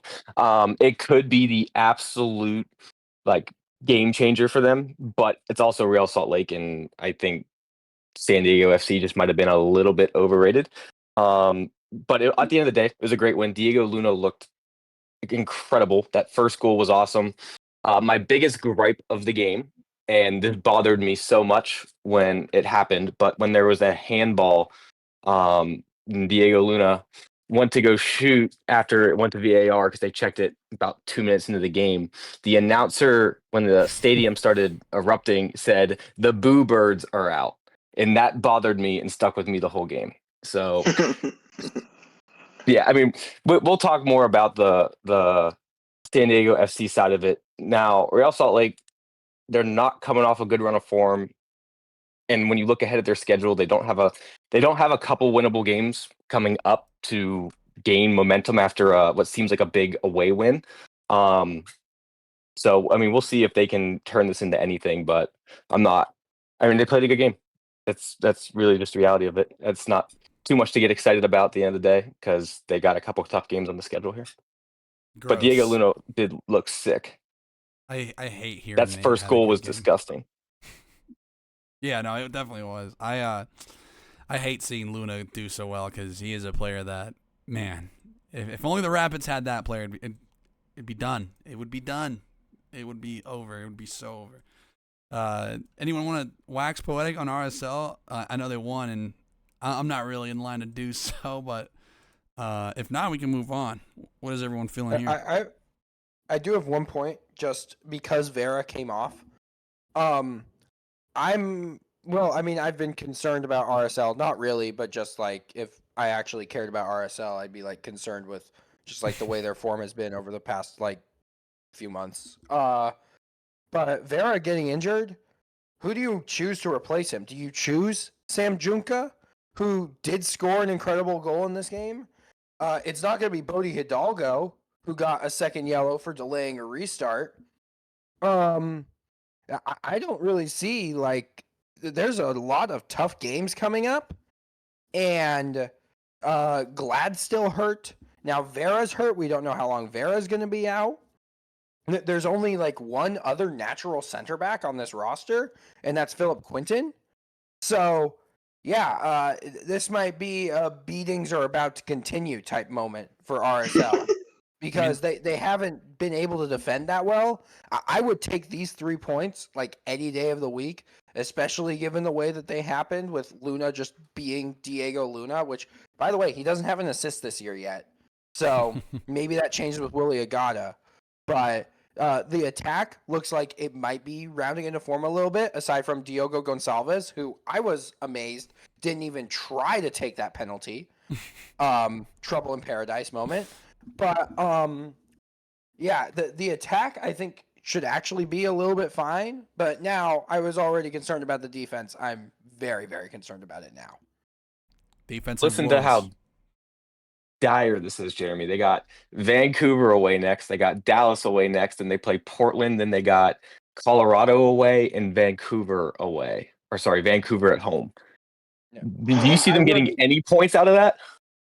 I will be at that Portland game, and I've never seen the Timbers lose a game on the road. So, yeah, I don't see any points in the next 3 weeks for sure. Let's head over. They are in trouble. Man, you say that, but then maybe Javane Brown steps up and takes that center back role. I'm not going to speak that into existence, so I'm just going to talk about the Seattle Sounders here, who traveled. I got to witness I got to witness it live. I should have known I was gonna experience my very own. They can't keep getting away with this Sounders moment live. It just, oh, my blood boils just thinking about it now. But I mean, Seattle. I thought Seattle played poor, honestly. I know they, got the draw here. It was a really good result for them, but overall I still can't help but feel man, like there's some moments where Yamar gave away an easy, chance to Bassett, who usually puts those away. I really think this team without Reagan, and I know I go back and forth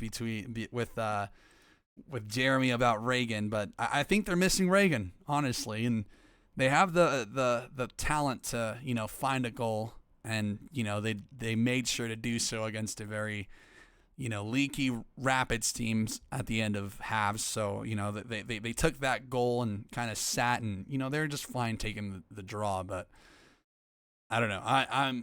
It was live that I got they can't keep getting away with this, and they did. They got saved by a late call. I thought it was a fair challenge by Navajo going up for a ball, and even going back and seeing the replay, I was like, man, they got away with it. Like that freaking bastard Jeremy introduced me to that, and it was here. It was here. Anyone have any thoughts on Seattle? Do you have anything here to say? You may want to say, Jeremy. I absolutely do. First of all, it's been 9 games of the MLS season. The Seattle Sounders are 3-4-3. They play a 3-4-3. You have to hand it to Brian Schmetzer. That beautiful work there. Second of all, it's been 10 games. Oh no, I can't count. Okay, second of all, in this game, first of all, Yamar was completely off it. This was one of the worst games I've seen from him in a very long time. And I think it's because, and I actually discussed this with some Seattle media after the game, they force Yamar to play Reagan's role whenever Reagan is out. And Reagan is very good at playing the Reagan role, and Yamar is very good at playing the Yamar role. When Yamar has to play the Reagan role, things go badly. And yes, that's the Yamar analysis here. Also, Jesus Ferreira did not respect the altitude. He hit a complete field goal in this game because he didn't understand that the air is a little bit lighter in the box state. So what he thought was going to be nestling right into the top corner ended up kissing the scoreboard. You have to hand it to him. I'm fully on Juanners' side here. That should have been a 2-1 victory for the Colorado Rapids, especially based on how well they played in the second half and how Seattle was unable to deal with their pressure. Brian Schmetzer, according to most of the fans, gave this game away because he subbed off Danny Musovski. Once again, this is the world we're living in. He subbed off Danny Musovski for Jordan Morris, and it gave the game away. Jesus Ferreira, not great. The time substitutions of Alex Roldan and Albert Rusnak, who keeps coming in to play alongside Jesus Ferreira as like dual 10s, which just does not work. It's insane.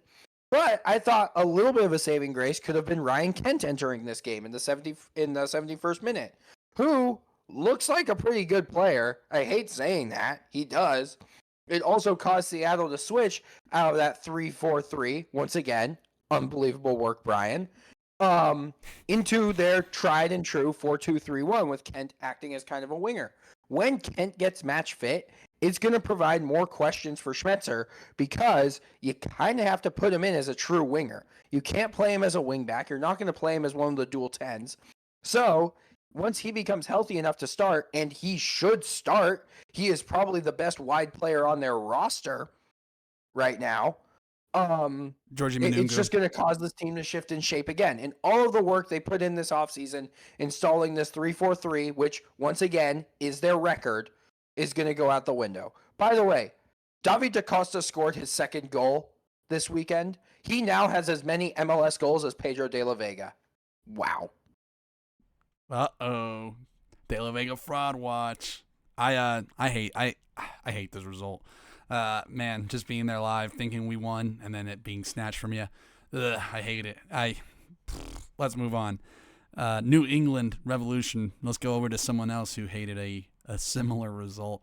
Though, I probably, I'll take a draw, but if I was perfect at home and lost to the New England Revolution, I'd be a bit more angry about that one. But we got to talk about the Revolution here. What happened, Daniel? I signed you this one thinking you'd get the Charlotte statement win, putting New England away and,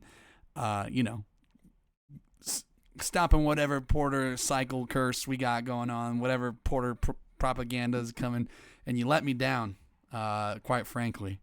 Tell us about New England Revolution, Daniel. Look, we talked about it last week when we said, hey, there's a path here for them to get hot. They've had some really good results 3 of their last 4 games. And then they go off and get what is not even probably, it's definitely the same thing as Real Salt Lake. Like, this is the best win they've had all year. And it's just continuing their hot run of form when they have Toronto next, Orlando after that, San Jose, Sporting Kansas City, DC United, and Montreal. Like, this is just one of those teams, and it sucks to say because it did happen against Charlotte, and we'll talk about Charlotte when we get to them. But yeah, I mean, they have the path in front of them to go on a very hot run of form here, and they looked really, really good against Charlotte. Obviously, I mean, Charlotte's a really good team, so they had defensive lapses, and that was just bound to happen throughout the game. But they were able to weather the storm, and then Carlos Gil probably had a top 5 goal of the match day, where he completely fakes out Tim Ream and just buries one. And the announcer had the audacity to say something along the lines of, "He's been carrying them all season." Man, he's been carrying them for 4 years. It's just what he does. So, I mean, just overall, did anyone here play EAFC 24? No. Perchance? Well, 24, yes. A little bit. Last year's, yeah. Okay, so they had a. I think I have that here. They had a. That's the very first year they brought out the body and form type generator, where Romelu Lukaku got his own body and Christian Pulisic got his own body type, and they had all these archetypes, right? Ganago looks like Romelu Lukaku, just like the body build, and you do double takes when you watch him. I don't know why I just now realized it watching him this weekend, but it's I don't know if anyone else has ever thought that. It was just odd. Yeah, that dude is just jacked. He's huge, man. And what bums me out is they were using him as a winger for the longest time, and even now, I mean, I think when you have a player of Ganago's size and profile, he should really be a singular target forward, right?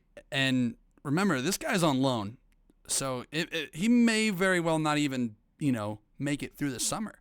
He's on a short-term loan, so I guess I'm glad you brought up Ganago.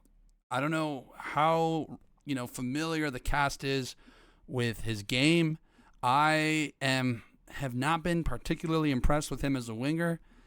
As a striker, he fits a lot better, of course. But I'm gonna go through the whole cast and just kind of give me your either thumbs up, thumbs in the middle, thumbs down for Ganago. I mean, we'll go to Daniel. You mentioned his profile. What do you actually make of him? I think as a striker, he's very, very good because you're right. He's big and physical. He looks awkward out there on the wing. He just looks so much better as a striker. I like him simply because in that position, there really isn't anyone else in the league outside of a Christian Benteke that is going to play as physical like that in the box and add to that style of play, if that makes sense. So, no, I am pro Ganago. If he stayed at the striker position. Jeremy, what about you? I am also pro Ganago, but I also just realized he's listed as 5'9". So, yeah, he's listed as 5'9". That's shorter than he definitely plays bigger than how he is. I don't know how much that's gonna hold up as a lone striker, especially as a lone target man striker. But I'd like to see a little bit more of him playing alongside Campana for now. But yeah, I like it. I like him. I think he's a fun guy, and also more evidence for the Caleb Porter cycle. So I'm just still preparing myself for the 2026 MLS Cup champion New England Revolution. And yeah, Tanner Beeson stepping in, doing the hard work, becoming the missing piece. How about that? What about you, Joss? Are you pro or anti Ganago here? Having been forced to watch a lot of Revolution games this season because of our great overlord Juanners, I've actually liked Ganago a lot, and I talked about him in the win that they had against the Red Bulls. I thought he was very good, and I feel like as the Revs, like we've been talking about, as they get Chunkalai back and Gapanya starts getting more used to Porter's system, I feel like Ganago has a lot to help with turning the Revolution around. Lots to do with helping them. Turning the Revolution around? You mean like a revolution? Maybe like Revolution. Yeah. I Can't believe he's 5'9". That's crazy. I'm a little bit So less like. Ooh, What's sorry. up? Go ahead. Well, I'm was gonna say, anti let's- Ganago, but that's just because I saw Why? a lot of him as the winger. But I haven't been angling to watch many New England Revolution games with that eye, watching out for his play. But next week I'll make it a point to come back with a Ganago like full scouting report or something. I don't know. Yeah, and if you don't, then you've gotta go. Then we're gonna go. We're gonna go. I see where you were going for it, but I was cooking with something. any closing thoughts, Daniel, here on the Revolution? No, I think we just about covered it all. All right, let's gonna go to New York City. We talked about them. They're above New England. After New York City is LAFC. Talked about them as well in that crazy Sunday game. San Diego above LAFC. Crazy enough. Sort of coming, back down. Losing at. I gave them the leash when they went. Disrespected Colorado a bit, right? Give them the leash. They went. Kind of fell on their face against Charlotte. That's fine. At home against RSL. My boys, this is the coming out party. We are still that team, and it was very funny to hear the Mikey Veras Coach of the Year talk. Very, I guess not early on, but like as San Diego was surging. Daniel, I got you on this one. We talked about Salt Lake, but man, San Diego, you've seen him now for 2 weeks because you got him against Charlotte last week, and now you see him here again. What'd you make of this one? This one felt particularly odd. One, obviously they were home, but two, this seemed like the first time in 2 to 3 weeks that they've been playing what feels like a more preferred lineup, and they, for lack of better words, they shit the bed. They did not look very good. Chucky Lozano, I thought, was probably the most dynamic player, but he is not as impactful as everybody said he would be coming into the league. And we saw him kind of slow down a little bit in Europe when he was at PSV, but I think we all kind of assumed that he would come in here and kind of be similar to of Carlos Vela, and he just has not been that this year. And I attribute that to the league being better now than it was when Vela was when he first came to the MLS. So now it's a little bit harder for players to adapt when they do come here. But he just hasn't. When you watch him play, he just kind of looks. I don't know. It does not look polished to me. And in a game like this, when you go down early and you need someone to put you up a couple goals, you expect a guy like that to be the guy. I was not overly impressed with Luca De La Torre either, even though I thought he's played well for most of the season. He just didn't look very good. It was really nice to see that Godoy still has a lot of that spice that we saw when he was in Nashville last year, and he showed that a lot against Real Salt Lake here. Other than that, no, it was not a very good showing in what's been a poor run of form for San Diego. Can't really put a finger to why they came out so hot, and they've been struggling so much these last 3 weeks, but it's a long season. I'm assuming they will turn it around. Yeah, RSL got their lick back because they lost 3-1 out. They lost 3-1 at home to San Diego, and they go and do it to San Diego right back. So they each kind of pants each other in their own respective homes. I think here that like I don't know what's what's making them look more and more like an expansion side. But I wanted to note that last week we had this conversation about Luca De La Torre and Brian Gutierrez, and they both kind of laid an egg the following match day. So it's not like you can really like highlight either one of them here. But yeah, San Diego just a crash from their form. Do you guys know who they have next off the top of your head? If anyone's got that info. They host Dallas. How are we feeling about that one? If you were just to look at how both teams are at, we'll go to Joss here. Pick between Dallas and San Diego. Who are you riding with after this game? Like where do you see the trajectories going for each team? I'm riding with Dallas. I think San Diego are hitting kind of their first falter that they've had since joining the league. And that can always be hard for an expansion team to figure out how to get out of, given the relative newness that their coach is. He's not the most experienced. Can he figure it out versus a Dallas team that just went to the undefeated Inter Miami and had a barnstormer of a game? So I'm running with Dallas. Is anyone willing to tie their rocket ship to San Diego here after their Dallas match? No. Dang. No. And why is that? Like, we've soured so quick on San Diego. Is it really just they got found out? Where are you going? What are you guys thinking? I think they might have gotten worse since Chucky came back, which is insane to say. But like Dreyer was the driving force behind so much of that early success. He hasn't had a goal contribution since getting an assist against Colorado in that game, which was still that was still a loss.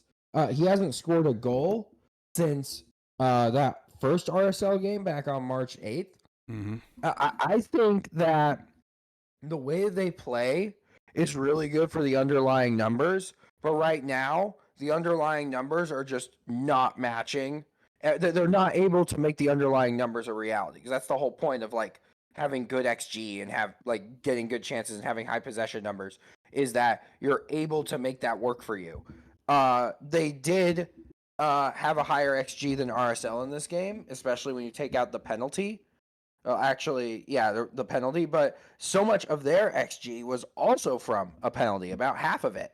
So I think that taking 15 shots, putting 4 of them on target is poor. They just got to be better. They got to get back to just like executing more than anything. And also, Lozano, you don't have to be Carlos Vela. He doesn't have to be, because they do have Dreyer on the other wing. Just like share the load a little bit. Like let both of your fantastic wingers create. And then also, like, it's worth noting that Ingvartsen's still injured. And although I like Valakari a lot, he's not a striker. And this team will look a lot different when the guy who they signed to play striker is actually back in the team. Let's stick with you here, Jeremy. Let's pivot over to the Red Bulls, who are above not just San Diego, but Dallas is above San Diego there. After Dallas, though, is the Red Bulls, sticking with Jeremy about that kind of match against Montreal. I wanted to put Jeremy on this one just to see if he saw what I saw in the Red Bulls' lack of punishment towards teams. They don't look like they want to really dominate games, because I don't think they can, which is why the lone goal came from Noah Isla. But besides that, what are you making of this New York team that kind of just walked into a win here? I would like to see more minutes from Wiki Carmona, because He's been. I thought he was like really fun to watch in this game. Cameron Harper, however, no, not really. He missed another. He missed another goal on a fast break, which you have to be able to convert if you're going to be one of the actually like only fast players in this attack. Because Forsberg is not very fast. Choupo-Moting's not very fast. If you're going to have fast breaks, you need players who are going to be able to put them away. Harper did not do that.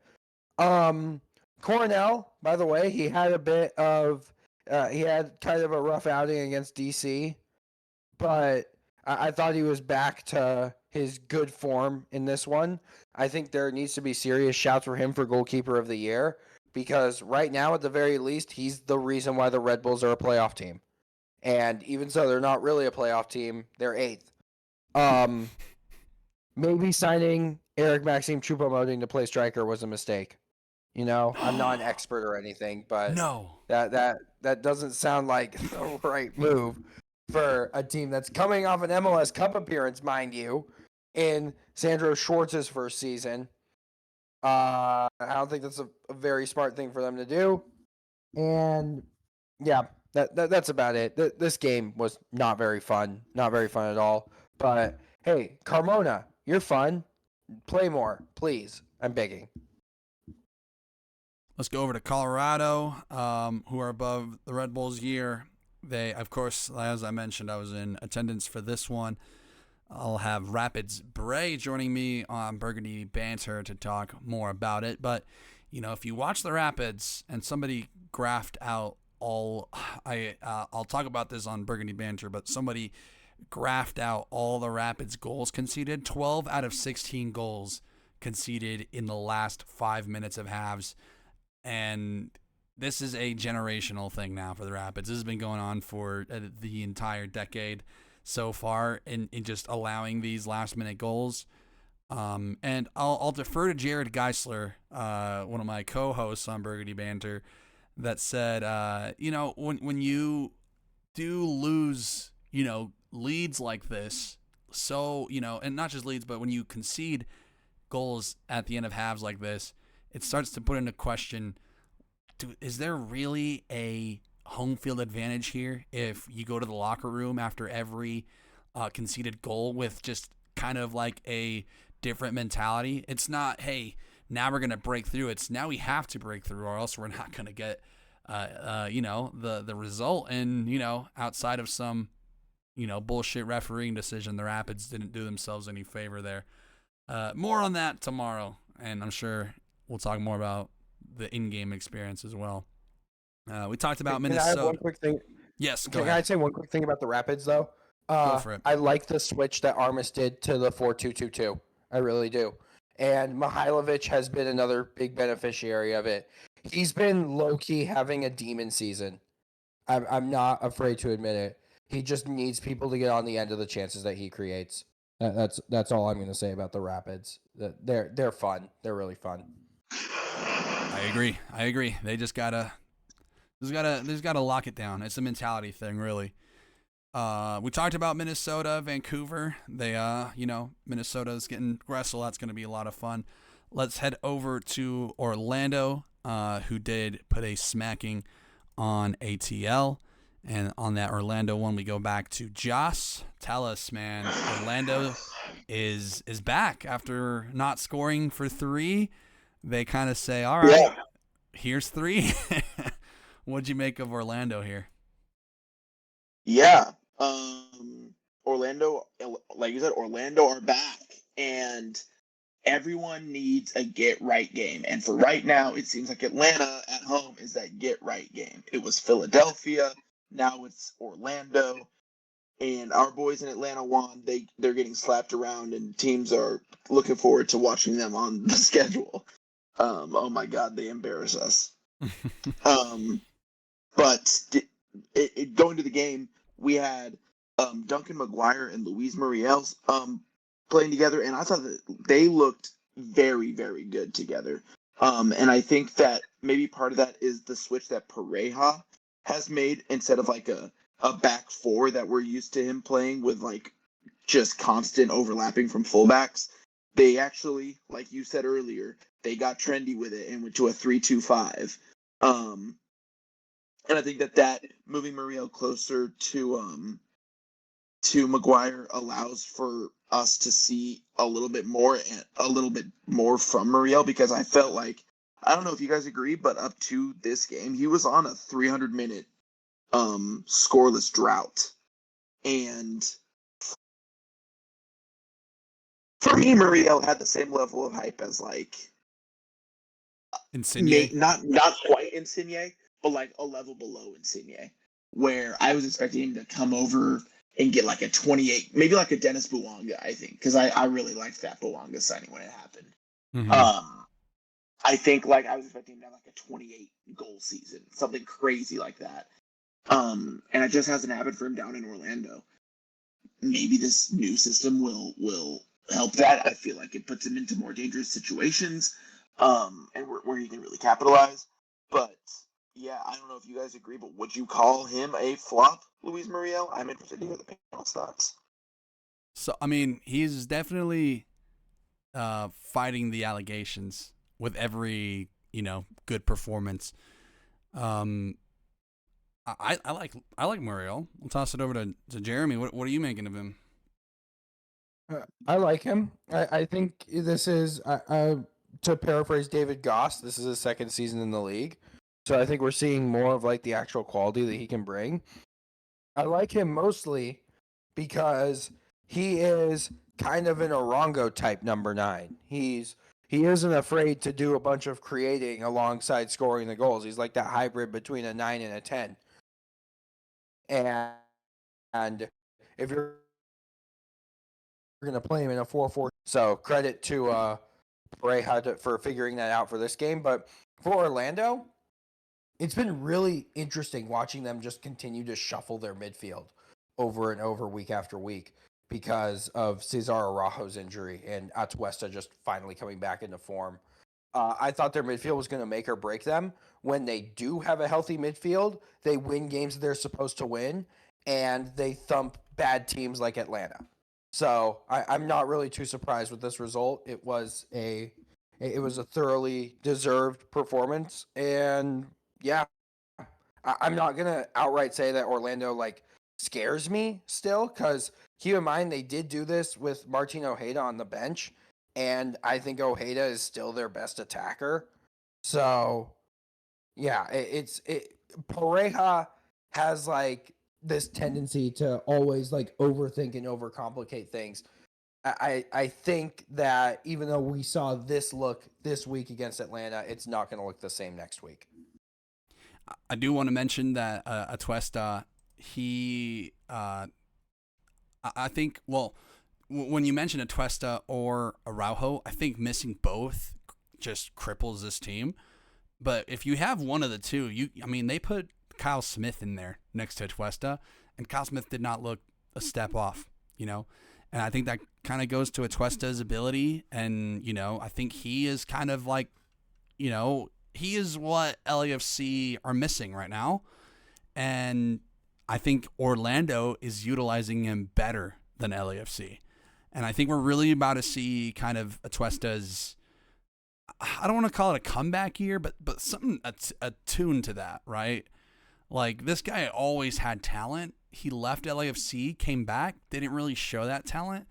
Then he got shipped to Orlando, and like, I didn't see as much love for that move, and I think he is a perfect Orlando like player, honestly. And part of that's also due to Orlando actually wanting to use the ball and play with the ball, unlike LAFC last year. Right. I'm quite thrilled to see that for him. But let's move on. Let's stick with Joss here, because right above Orlando is Austin. Tell us about Austin, man. They are that second worst team. It's St. Louis, and then it's Austin. The two teams that are like, ugh. What'd you make of Austin here? Hold on one sec. My earbuds just died. I got to turn my speaker. No worries. Did anybody watch this game? Did anybody watch this game? Because I mean, I can definitely go on about what I saw out of this game, but I'm kind of just interested here. Yeah, Josh, tell us what'd you make of Austin?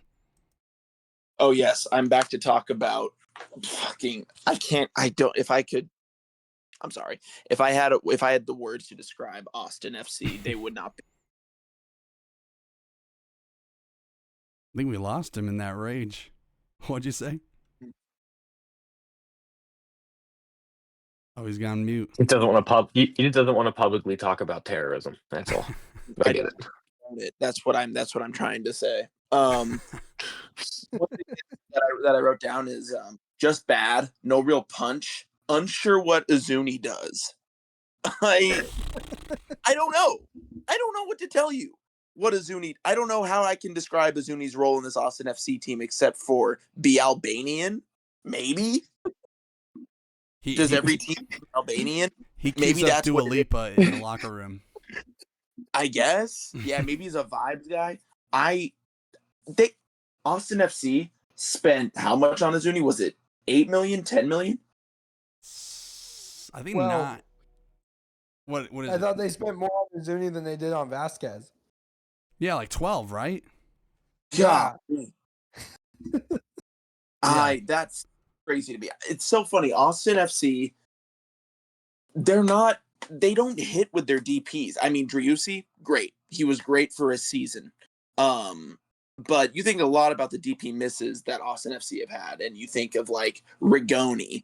You think of, I mean, is Bukhari is Bukhari there? Like, Izuni so far, 1 goal, and I'm flabbergasted because on paper this defense is so strong. And he's coming over from Granada where he was actually pretty good for them. So you kind of would expect more. But some players just don't hit the ground running. Maybe they just can't translate to MLS. I'm not sure. But yeah, I wrote that down about Izuni because I was really unsure about what he does. I feel like Josh Wolf was just kind of negated or not Josh Wolf. His spawn. God, the Wolf. Yeah, his Owen. spawn. Owen Wolf. That's right. I felt like he has been really good for Austin in this like creative 8 role, but when he is negated and he's not creative, I feel like Austin FC they don't create anything through the midfield. They struggle with a lot of the same things that LAFC struggle with, and they just can't create through the midfield. He also had a really poor clearance that ended up as a great assist for Link to take on the half volley. So respect to him. And finally, I also said Gallagher's beard looks painted on. I don't know if you guys have looked at it, but I wanted to tap into what Jeremy was on about like the leprechaun and everything. So I went a little bit for the looks this week on my notes. But yeah, just really bad from Austin. Really boring to watch. Really bad. You know, there's one thing that stood out in St. Louis's performance, right? And they touched on it. They being the pundits, Twellman, and I forget the other dude's name. I'm sorry. But they were saying like, for as much as a defensive team as you are, like to not bunker it and see out the result. For me, ATX, as negative as they play, for you to just easily infiltrate their half spaces and infiltrate and play just liberally in between their lines, like that is an issue if you're going to be a defensively stout team. Like they just had all this time behind, and maybe Savic. Well, no, I mean Savic was in this one, so I don't know, where that midfield, because it's between Pereira, Sabovic, and Sanchez. None of these guys are like creative enough to get you anything, of note. So again, But what about Dubersarski? We'll see. They got to play him. He's not seeing he saw a bit here, but got to see more of it because I like that kid. Let's move on though. Nashville had a coming out party, really buzzsaw of a match, and they did it benching Kasem for Jacob Schaffelberg, who had just an amazing fucking performance, honestly. It's been a while since we've seen Schaffelberg this like good, really. The one note I had for Nashville here is they played like bees. And I wanted to talk about Berhalter here because I didn't realize this was a Callahan versus Berhalter match until I was watching it. So I that's how much the USMNT is not in my head. But it was a student versus master, and I thought BJ Callahan out Berhaltered Berhalter. Like the incisive movement from Nashville, the relentless press. Like Chicago, they were kind of, Berhalter was like, we're going to ramp up the intensity for Chicago. Nashville said, we're going to match that intensity and make you regret ever, disrespecting our own, press and our own intensity. Anybody have anything here on Nashville? I know the goals are like nice, and it's a hallmark of a team that's firing all cylinders. But does anyone else have anything to mention here? Nice. Hold on, I'm looking for something really quickly. They have been awarded 7 penalties in the first 10 games of the season. That is 4 more than any other team. Now you might be thinking, well, that's weird. Those numbers are probably going to come down, right? I don't think so, because they're getting into the box at impressive rates. They're creating so much danger in the box.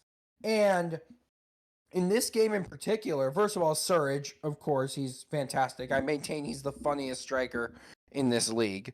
I can't put my finger on why, but he's just hilarious to me.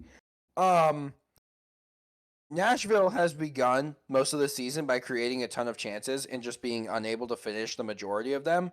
This was kind of like the return to the mean for them. Finally, they were able to finish all of their big chances in this game. And it got them out to a 7-0 lead. Very impressive. But also nothing that I haven't seen from them already this year. They just actually scored the goals this time. Absolutely. Andy Nahar got 2 of the same assist, an over-the-top through ball to Surridge. It was just way too easy. Let's talk about, we'll skip Portland. We talked quite a bit about them, a very fun team. We talked about Miami, who are now, with their first loss, find themselves in 6th. Big drop off there. Let's go to 5th place. Charlotte, another team that lost something of importance, we'll say, in their home stand. They were perfect at home and just kind of lost in the most anticlimactic way. We talked about New England, but now it's time to dissect it with Daniel here, man. What happened? Man, it was probably the worst game of the year for Reem, Malanda, and Privet. I'm not gonna sit here and complain too much. I mean, 5th in the table, still 5th in the table. It's just they got exposed. It felt like that, at least. I mean, Reem, I don't believe his best position is right back, and we've always known that since he's been there since last year, right? And he kind of got exposed this week, especially against Gill when he got headied into Mars and gave up the goal. So I think those problems are fixable. That's why I'm not worried about the defense. Last year they grinded out wins with the same exact defense and they were perfectly fine. Beal got hurt in the 65th minute. Don't really know how serious that is. I haven't seen any news on it. That's a big blow for what we thought was a winnable stretch for Charlotte for the next 3 to 4 weeks. And there still seems to be a problem with Abada's finishing. I thought Zaha played a really nice game, but he didn't finish. And then Patrick Adjumane didn't. He has spurts where he impresses me, man. And then he has spurts where I'm like, put Toklamati in. And I like watching Toklamati. He got his head on the ball like 4 times at the end of that game. Obviously he has to bury him, but at least he's given us opportunities. So it's just a lot of questions on the offense right now. Need a little bit more production from the DPs, and the defense will fix itself. It always does. Pep Beal's the real big question mark for me right now. How do you set up this team without Pep Beal? No, I feel like you probably put your midfield probably consists of Bronico, Westwood, and Diani. I guess you go defensive, and Bronico's got such a high motor that he can kind of do multiple things. I mean, he played him on the wing before, so Well, here's the question: does it have to be a 4-3-3? Because I know Pep Beal. I think the answer here is 4-4-2. You put out Tariq Lamadi and Ajamang as the two strikers, and then ahead of Bronico and Westwood. Or I mean, that makes sense, but Dean Smith doesn't really make those kind of formation changes unless, there's like a real underlying issue or they run a form. I just can't see him making that switch. or Eric Williamson. No. No Eric Williamson. No. Are no. you The same way you I don't sure want about the that? same way I don't want Bill Tuolami touching this lineup either. Get your That is- Portland get your Portland agenda away from Charlotte. Yeah, I'm just saying, you traded for him in the offseason, and he's the only natural player that could slot into that 10 role. I feel like you Yeah, have to at least try it before you dismiss it. but clearly he's lost minutes to Diani in that midfield, and they've shown that time and time again when they choose to go with Diani over Eric Williamson. Maybe it's time to Also start looking Daniel. at Dino. Ooh. Dino, No. what are we Dean doing? Smith, the contract extension We're awarded the Dean table. Smith. What are you talking about? All right, you're right. We'll give. I guess I'll give you that. Yeah, no. Give me if we lose two more, we'll be on the Dean out train because that's what that's what Galactico teams do. You're not performing, you get a new coach. You guys wouldn't know. You're not Galacticos. Speaking of, Speaking, wait. for your Galactico here, Daniel.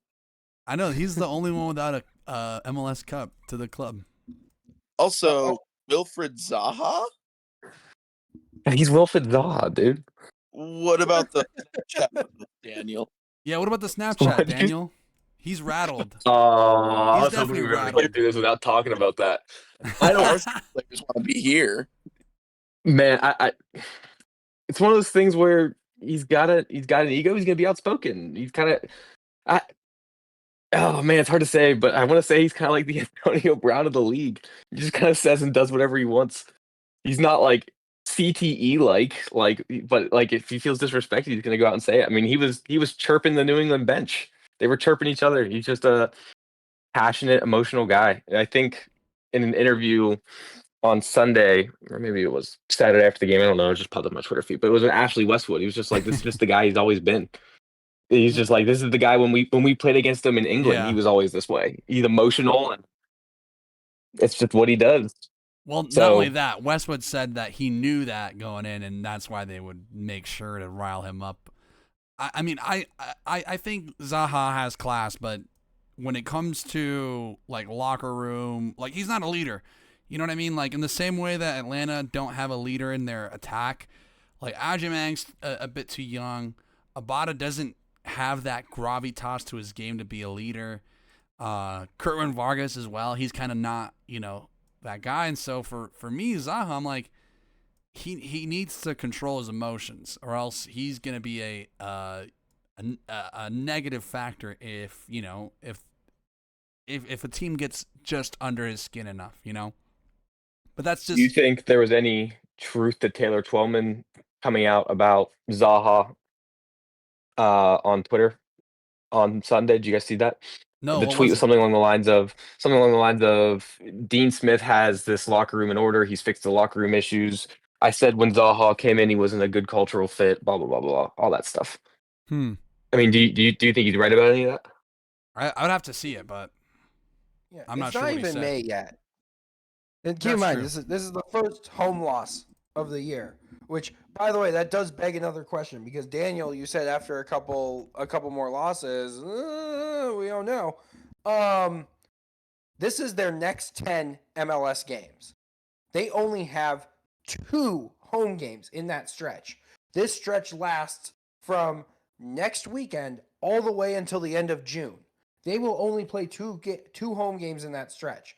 That is Chicago and Columbus. both in mid to the end of May. Otherwise, in there, they have to go in order to Columbus, Nashville, Orlando, Red Bulls, Toronto, Philly, SKC, and Chicago. Do you think this team is in trouble ahead of this upcoming run of games where they do not have the fortress of the bank to help draw the energy from? I'm gonna say no. It all depends on Pep Beal's health.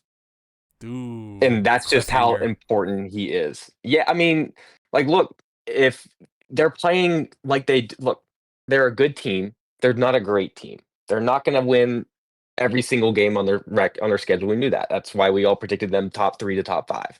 We didn't think they had it in them to be a top 1 to 2 team this year with their current roster construction and just being kind of new to Dean Ball, right? So it all depends on Pep Beal. It all depends on their health. They're gonna lose a couple games. New England loss was a bad loss because yes, it does break their home win streak, but it's nothing to panic about if Pep Beal's healthy, and this is the same roster that's been good and consistent all year.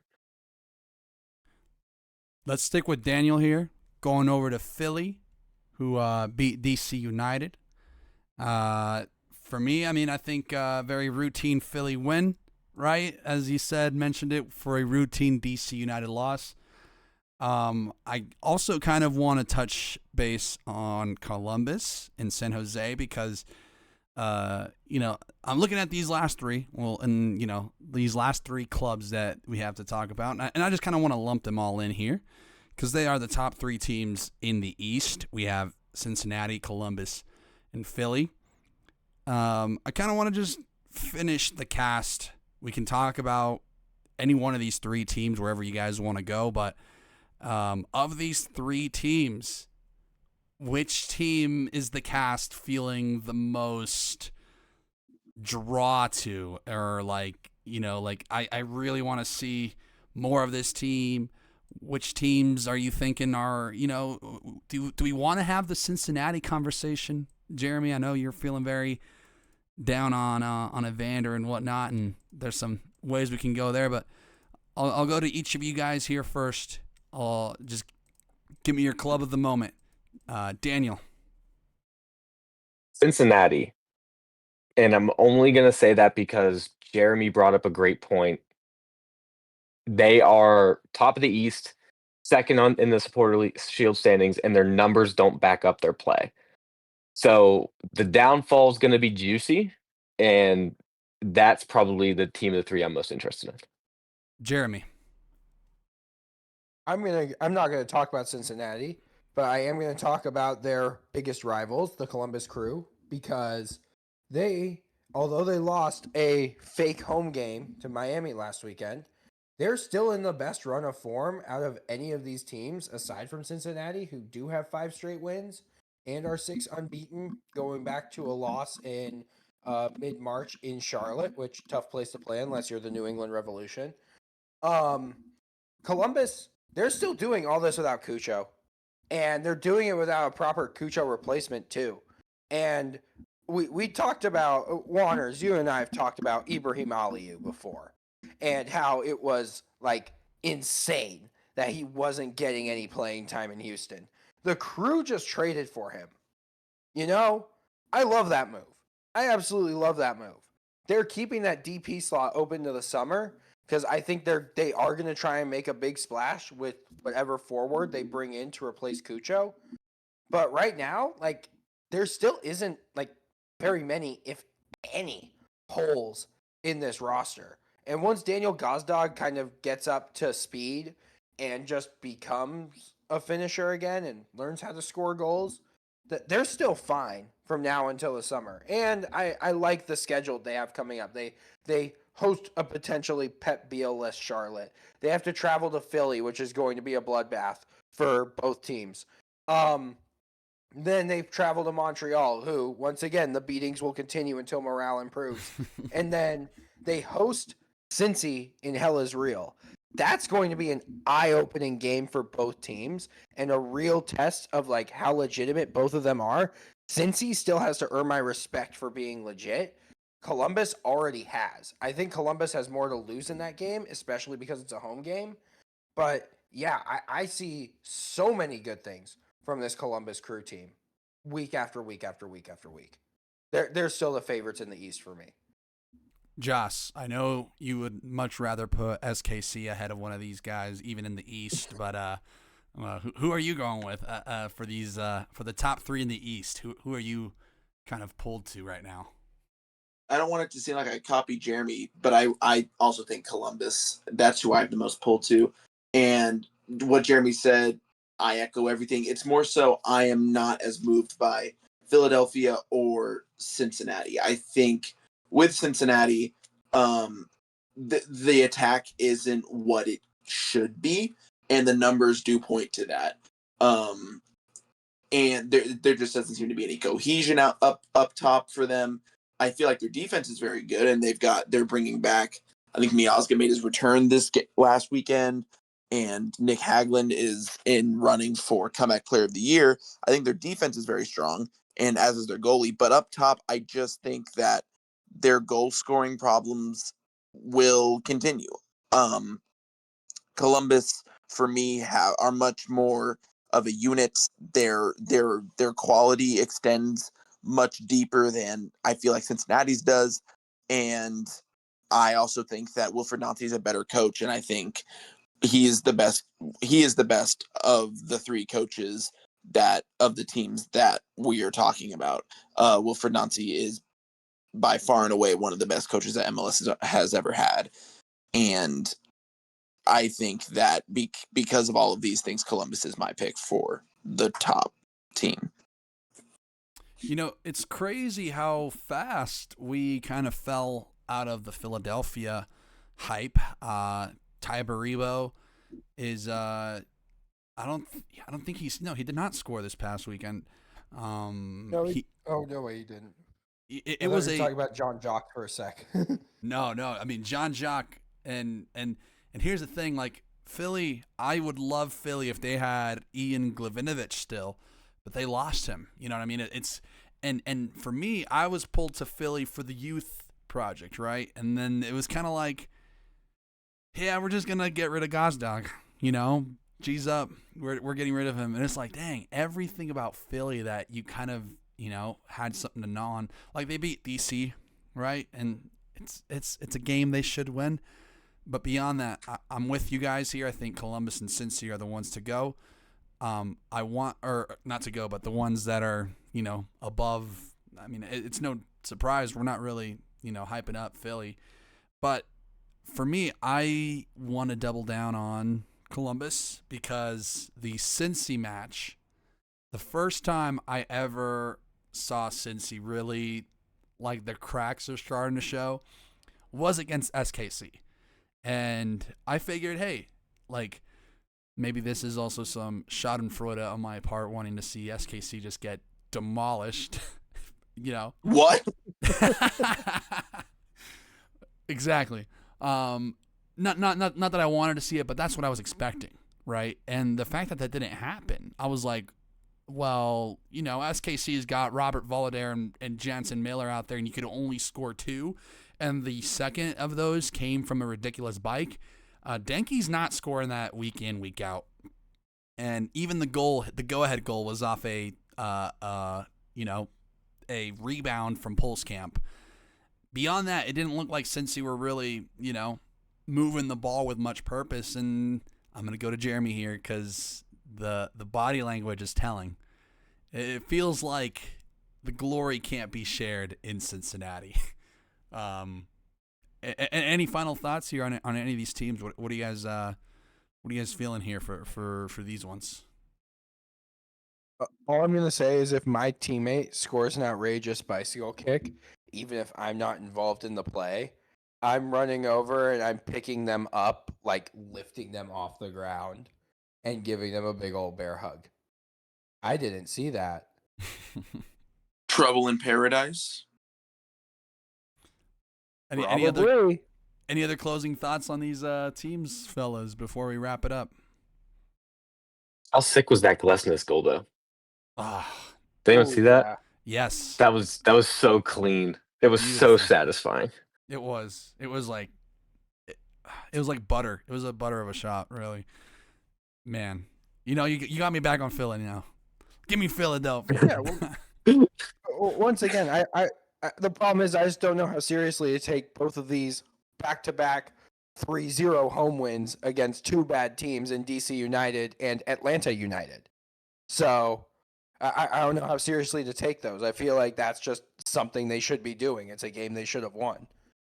Absolutely. Yeah, just to be like the protagonist. It's like, what are they supposed to do? They're supposed to win those games. They're gonna win those games. That's what good teams do. And with that, that's another match day in the books, fellas. This was a really good match day, I must say. It just delivered. And that's not just because I was at the Rapids game and finally enjoyed some live MLS. Let's go to Daniel. Where can they find you? I know you're riling up some people nowadays on the old Elon app. I saw you out there. Where can they find you? You can find me on X, the Everything app at BoxPro MLS. You'll see me on there as Major League Shill. Jeremy, where can they find you, pal? You can find me on the Elon app at Sports Guy Jeremy, on Bluesky at jeremypearman.bsky.social, on my website at cascadiafc.substack.com, where I might be working on a piece about why VAR needs to go and it's run its course as a quote-unquote effective form of officiating. I think I've turned the tide on it this past weekend. I'm done with VAR. It's got to go. Ooh, some VAR discourse from Jeremy. I love it. I can't wait to read that. Joss, where can they find you and your projects? Jeremy, I'm surprised you didn't say it's gonna go. I made it back. There we go. You can find me on the Elon app at Josh Bathtub, as well as Instagram and the Elon app at Off to See the Wizards. We've got our away trip content on our trip to Cincinnati, all filmed, and I'll be editing that this week. Hopefully, get it on the next couple of weeks. Awesome. Did you have fun on your trip overall? Cincinnati, I did have a good time. I met a lot of cool people, and I feel like the Over the Rhine neighborhood where the stadium kind of is super sick. Nice. Recommend away day? Recommended away day? Yeah. Yes, no? Yeah, definitely. I haven't really had a bad away day yet, but I am planning on going to Portland later, so that's a fun one. As in 2 weeks later? No, as in following the Casey Current. Ooh. Ooh, that's gonna be a good one. Oh, the Thorns are gonna get killed.